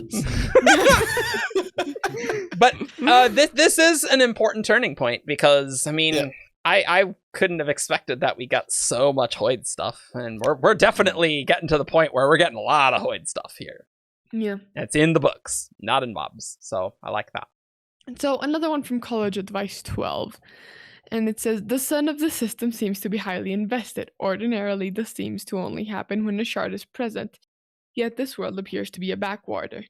Is there something to this or in this system for some reason more invested than other worlds? And man says this system is more invested than other worlds. Part of why he's here, part of why he would end up here. And that's related to a second question by Alina Mel. It says, is there a shard on this planet or in this system? And Brandon says, there's not an active shard suffusing this planet in the same way that odium cultivation and honor suffuse Rasarr. The wording on that second answer is very sus. Yes. Yeah. So that very much so. Definitely could mean a shard was there. Or it could mean that the shard is suffusing the sun, like autonomy situation. Oh, that would be so troll. That's true. That totally is a logical. Yeah. Wow. This being said, actually no. Okay, that's a stupid idea. But like if I wonder if like a shard would be able to say, "Oh, a Dawnshard sliver just came into my turf." Well, I mean, Hoid can hide from Harmony, but Harmony doesn't know what he's doing, so maybe Depends on the shard, I'd say. maybe shards could be good at that, but maybe Harmony's bad at it, so that's possible. Yeah, so I mean, I'm still gonna go with maybe this is an Aiden Alcium thing. I still think this planet was like Autonomy's like testing ground before she moved on to Taldane. I charge this sun. Working on getting the distance right. She's like, this one's too hot. That didn't work. That did not work. Yeah, I mean, Maybe there's like a trail of highly invested stars leading to Yolen and Taldane. What do you think the Just scar like is? Autonomy's It's just experiments. autonomy messing stuff up and going, not here.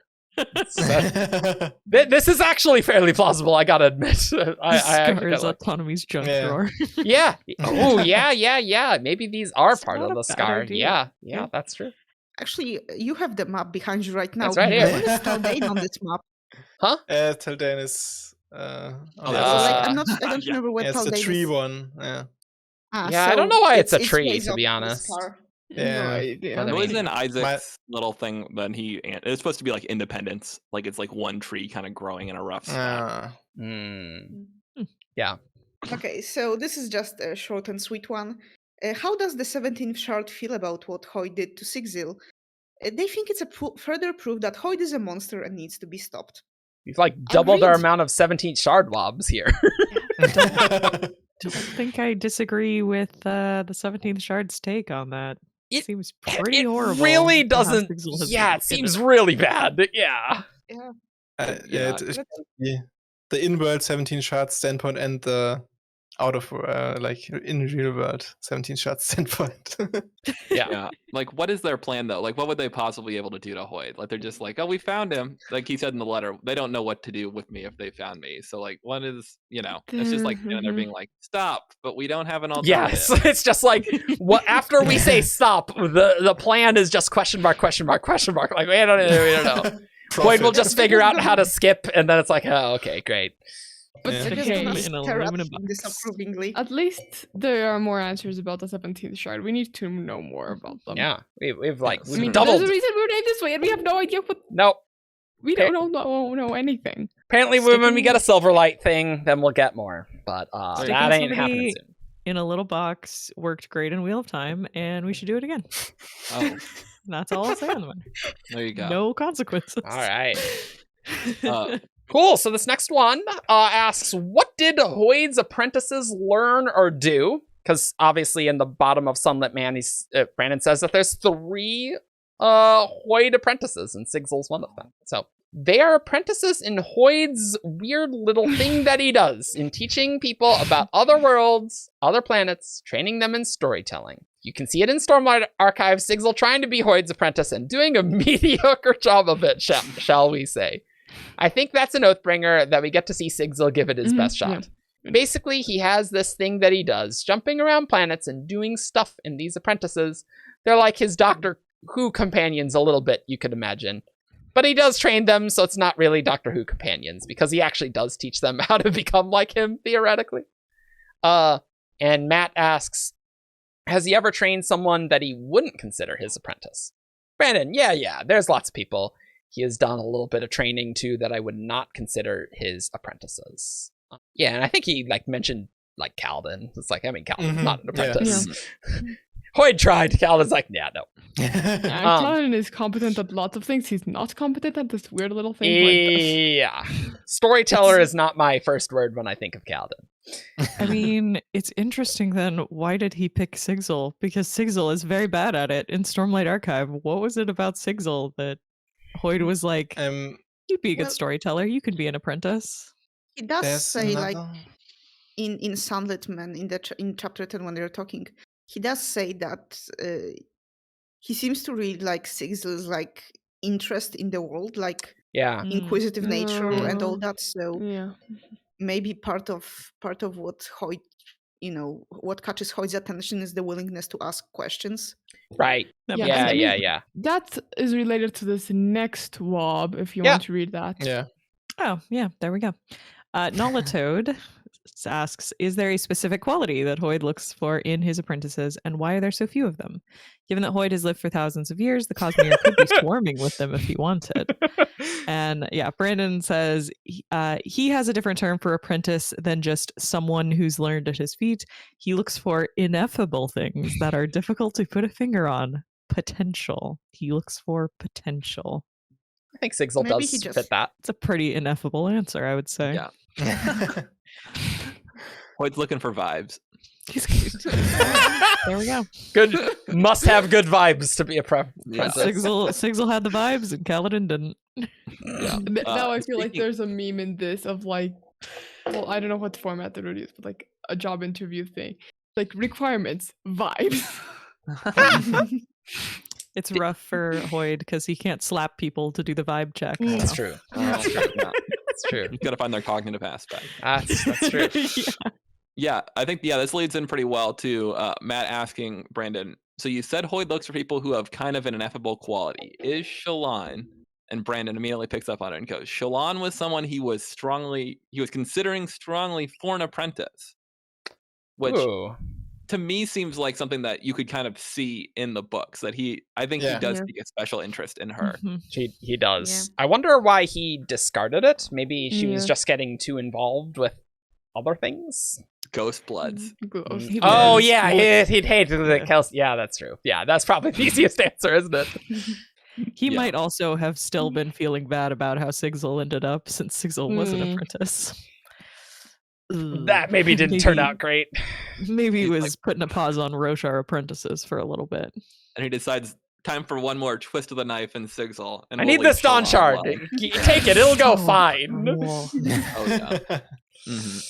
I think the other thing that jumped out at me in this reading is there's been a ton of talk about people trying to guess who might be Hoid's other apprentices. Yeah. We know that there are three, and the way that Brandon describes that, like he's like, theoretically he teaches them how to be like him, but we don't really see much of that at Sigzil. But like the storytelling and teaching about other worlds seems to be like almost more what Brandon considers to be the apprenticeship, and that is a huge world bringers alarm going off in my head. Whoa, okay. That ties in to the similar world bringers on Rasarr. Oh yeah, because Wow, wouldn't that be crazy if there was a fair chemist that we've just never met who was a world bringer who survived the entire frickin' time because he just left Scadrial before Rashek took the power or something? That's plausible.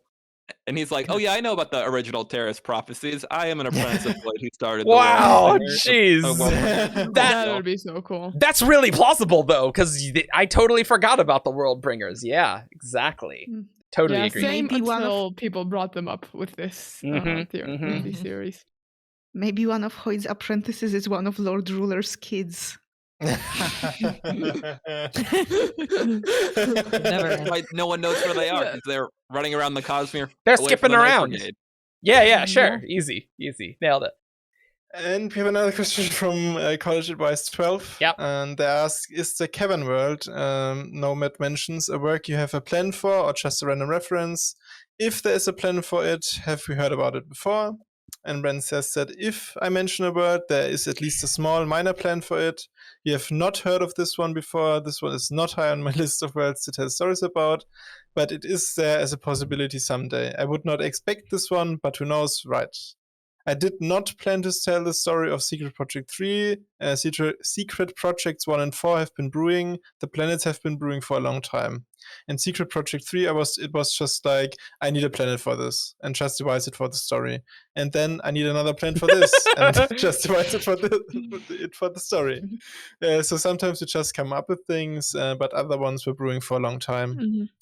And the quote for the Cavern world, it's in chapter 9. He did wish he had something more than this ragged clothing stolen from the Cavern planet where he'd been most recently. That's it. So that's Cavern world. Neat. Maybe that was detritus. Oh god. Oh. It keeps coming back. Can't escape it. All right. Yeah, I mean, that's cool. That makes sense. I'm sure there are going to be times where Brandon's like, I have cool story idea, but not have the world building, and he needs the Cosmere to be expansive enough where he can create a thing. That's crazy. Yeah, and that's just pretty standard, like, writing process.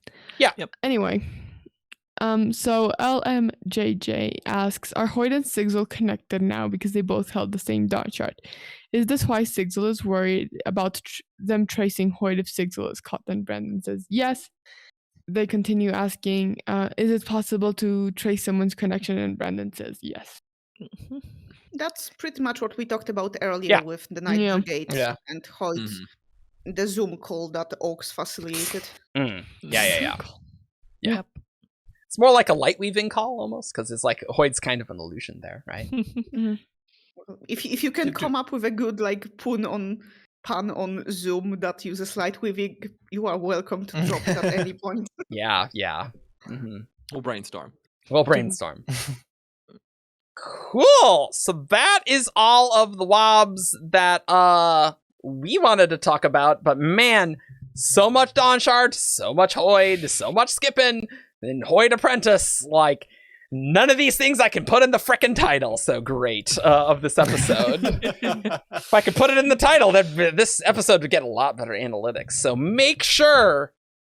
Why don't you comment below as to your random theories about who Hoid's apprentices are? Sure, why not, right? Like, that sounds good. And if you've read The Black Company and you have any theories, I want to go on Discord and please talk with Cheyenne. Yeah. Yes.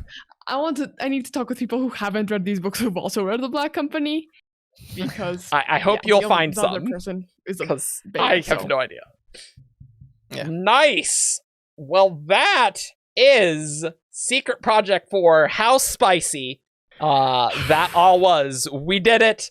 And then next week we're going to have, just a light episode on, just the craziest prologue. Yeah, no big deal. So let's head on over to Who's That Cosmere Character? This character is from Rasarr. Menace. Tien. Tom. Raise. Hoid in drag on a horse. It's time for Who's That Cosmere Character?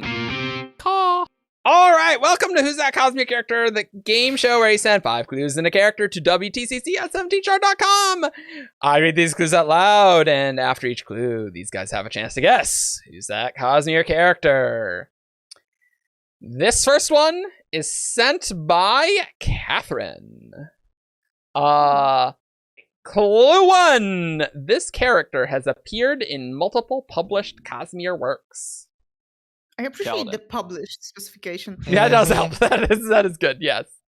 Kaladin. Not Kaladin. I mean, that's true. That works.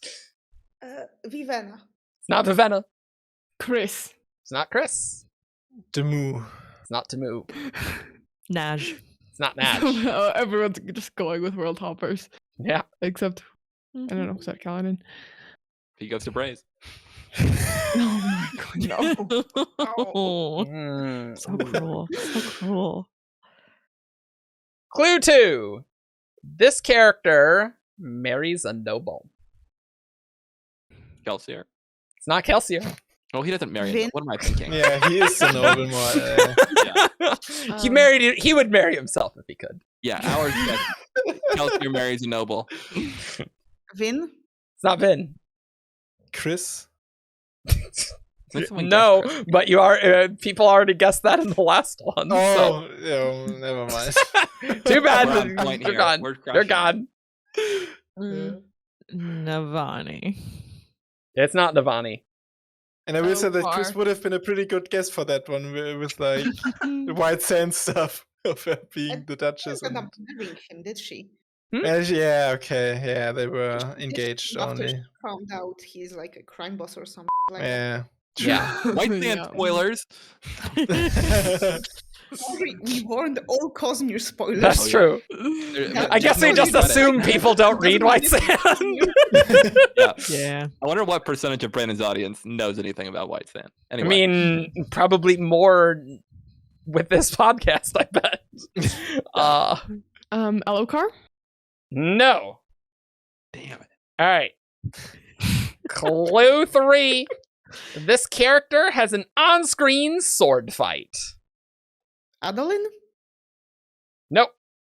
She's a noble, yeah. That makes Zahel. sense. It's not Zahel. Ooh, was Shashara I was gonna say noble? something and then it doesn't fit the first clue. Oh right, well, I think she and Denth were somehow noble before. Sure. Like They're Adrians. They were part of the. They have. No, they had the royal family. Yeah, of course, they have Right, to be right, nobles. yeah. Yeah, right. Of course. Yeah. Just retroactively. Yeah. No. Yeah. If you're royalty or noble, that's what it is. I'm trying so hard to think of things. Shalon? It's not Shalon. Gotta guess Adolin. Gotta guess Shalon. Nice. have we? Oh no, she hasn't been in multiple. Okay, does the Hope of Elantris count as a separate published work? Oh, I because was gonna say thinking of- Sarini, yeah. and then I was like, wait, no, she hasn't. I think, appeared in yeah. multiple. I would I mean, say that okay, is go Go for a it. I was separate. thinking about it. Okay, I would then say that is a I'm separate. going to Yeah. go with Serini. It is Sarini! Yay! Good one. And- because I discarded because I had forgotten about Topo. Yeah, and that's why the Q&As were so good. One of the other clues that I've delayed a little bit until after the marriage one is clue 2, this character has a strained relationship with their father, which it's explained that, yes, has a great relationship with the king, Eventeo, but has a bad relationship with Iadon, and I'd probably have adjusted that to, like, father-in-law. Yeah.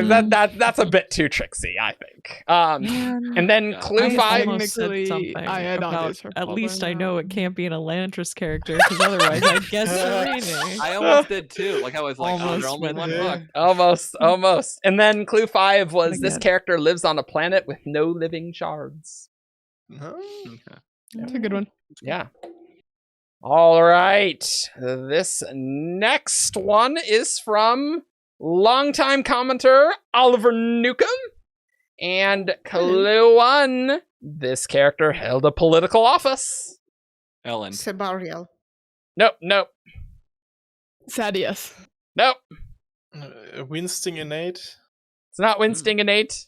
Is that the correct innate, brother? I think. I think there's he's two of still a them. senator. His brother is also the governor. But yeah, you. Okay. Well, it's no to Winsting innate, so you can. Someone else can guess the other one if you want. You can guess Replar next time. You know what? I'm Replar, gonna right, say is what his name was. I'm gonna say Palm, because technically she was. Oh, she it's true. was- She did hold it. You know, Yeah, no, it's not Palm though, but I like it. thank you. Okay, clue 2. This character died abroad. Wraithen. It's not Wraithen. Good guess. What was the first clue? This character held a political office. What about Evie? No.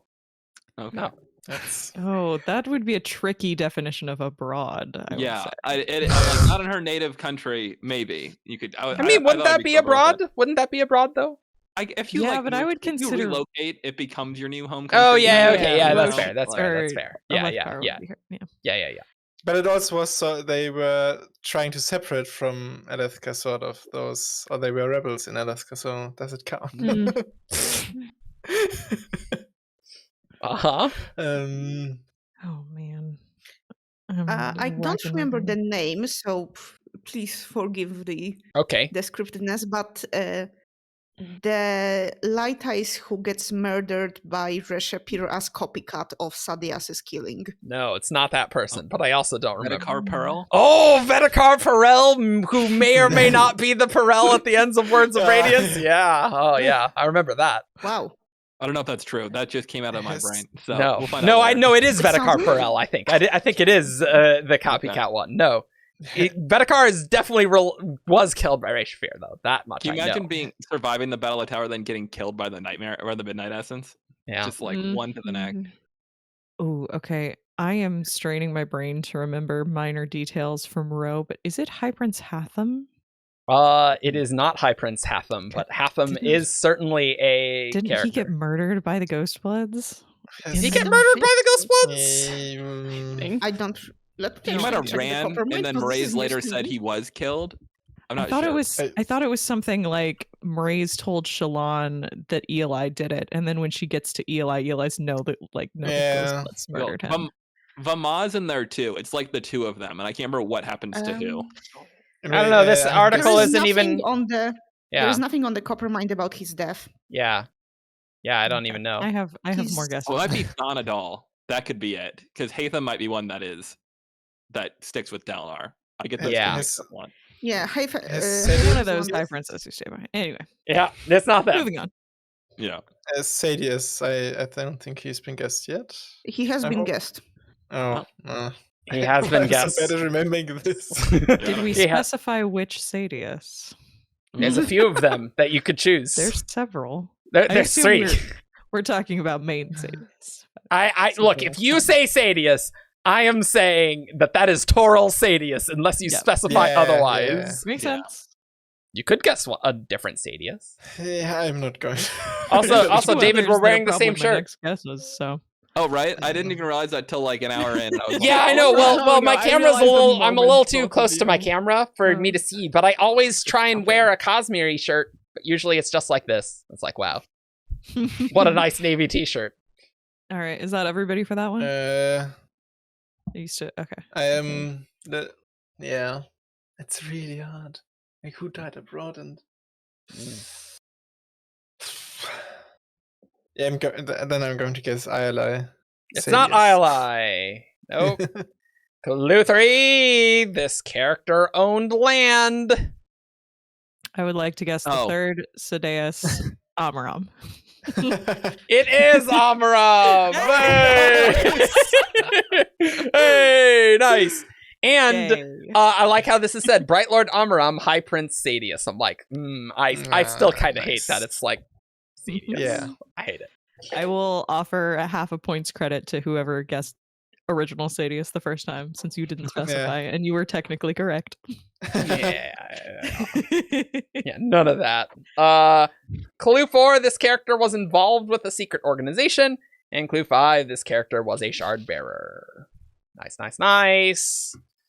Now we're going to do our Who's That Cosmere Character priority queue. You can support us at the Herald tier on Patreon, and you can submit a priority queue where we will get through things sooner than a year. Although some of these were actually from March of 2021, so that's pretty good, I think. That's not that bad at all. Although we don't read them all these days. Okay. We pick and choose. So this one is from Cyprian Wiley. And clue 1. This is not a POV character. Oh, not again. Oh, again. Kaladin. No. I understand the term torment. Would you call it a torment though, or is it really a blessing? Are you sure? You know what? I'm gonna throw my same answer out. Mraize. Not Raise. What if we got a Mraize interlude in Stormlight 5? That'd be good. That would be so fun. I would have totally normal reactions to that. I'm sure you would. Let's be very respectfully. With my Herald guesses from the last time we got this clue. Now I'm trying to pick which Herald. Just don't pick Town. Nail. Not Nail. I was going to guess that. Oh, rip. Well... Rushu already. Ooh, it's not Rushu, but Rushu is the best. We love her. Cord? It's not Cord. I'm gonna guess Seth's dad, Naturo. Ooh, nope, not Seth's dad. I'm trying to be sure. I'm like, I don't know what POV you've seen. I'm just gonna guess people I know we haven't. I mean, you might as well. Clue 2. This character is considered powerful. The Lord Ruler. It's not the Lord Ruler. Susebron. It's not Susebron. You sure? It's not a shark. Yeah. Not. And all I'm thinking is that would be a cool POV. Like every guess now. Oh yeah. Yeah, like seriously, it's like, ooh, great interludes. Let's just add it all to the Stormlight 5 list. What could go wrong? Yes, can't wait for the Stormlight 5 Lord Ruler intercultivation. Yeah. I mean, Yashar brought him from the cognitive realm. What about Ruthar? It's not Ruthar. Love it though. Again with just crazy guesses that would be cool POVs. Cultivation. It's not Cultivation. I would just like to note that when you joked about Ishar bringing Lord Ruler back to Rasarr, this was a premise for a fanfic idea I had like a year ago. Nice.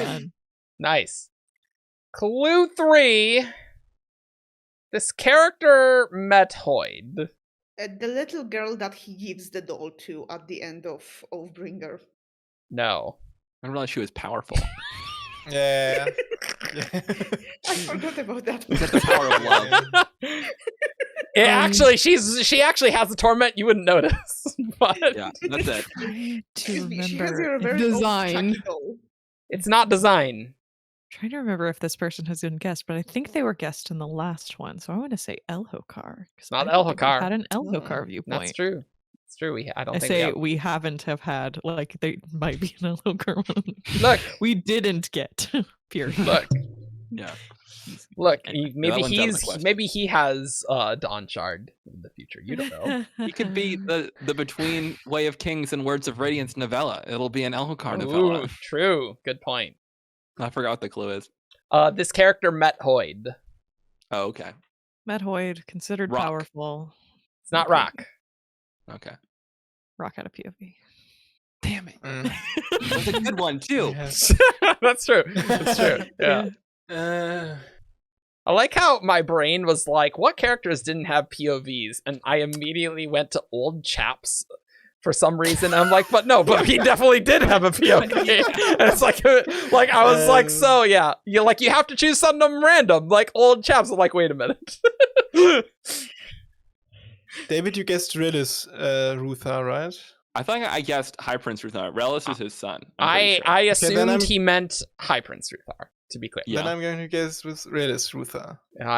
Nope, it's not Relis. Okay. I would have Sorry. been mad because I thought about guessing Relis Ruthar. And I was like, no, I'll do the dad. I mean, you have to Gotta guess all the try it. Sadiuses. All the Yeah. Sadiuses. Every Ruthar. Clue 4, this character is not a dragon.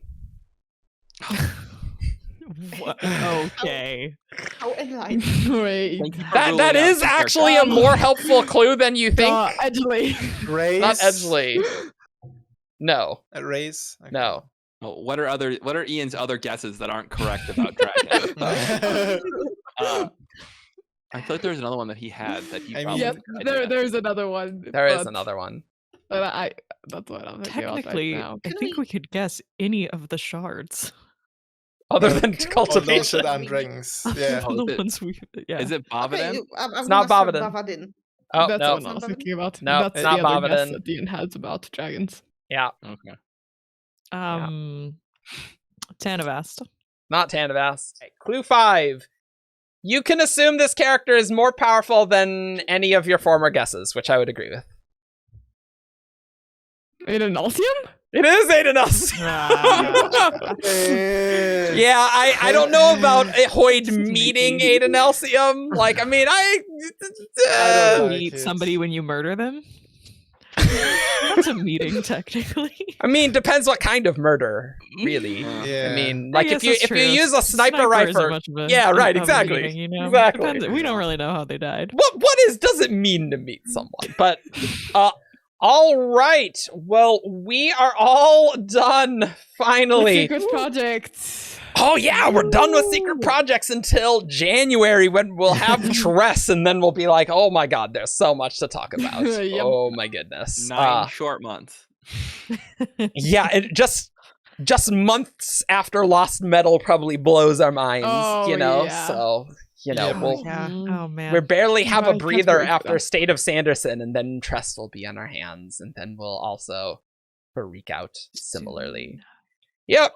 Well, next time, everyone, we are going to talk about the Stormlight 5 prologue, but we hope you enjoyed these very chaotic 2 episodes on Secret Project 4, where we... The future of the Cosmere has no rails. They have spaceships. They don't need rails. Unless they're high on, I guess. I don't know. Are they rails? I don't know. What is a train, really? Put your comments below. As to what is a train? What is a train? Please explain. Great. Well, you can find us on 17thshard.com for all your news, discussion, theories, and fun that you could ever want. You can join our forums and our Discord, where there is much discussion about secret projects. I believe there were over 33,000 messages in our secret project channel in the month of March. And I don't think that includes our thread that we made, just to be clear. Yep. You can talk about the Stormlight prologue if you're mad we haven't gotten to it yet. We will. Just sit there while you wait for us to get We around will. to it. It's next week. Soon. I know. Stupid Brandon with so much to talk about. I'm not used to authors giving this much content. Like usually we don't have quite this much. Anyway, you can find us on Facebook, Twitter, SoundCloud, YouTube. Put your comments below as to what is a train and what are Hoid's other apprentices. Maybe Hoid's other apprentices is a train. Could be. I love that. Just sentient train planet. Train planet. That's on high on lines. Nice. Oh yeah. All hail the trolley. Yeah, coming soon and intentionally blank. Brandon, he's like, oh yeah, I'll never write a train planet. It's a rogue planet that doesn't go around any star, but it's actually a train and it goes on the high on lines. Easy. And it's we actually need a train. to sign off. Okay, bye. You can leave us a review on iTunes. Bye. Bye. Peace. Call.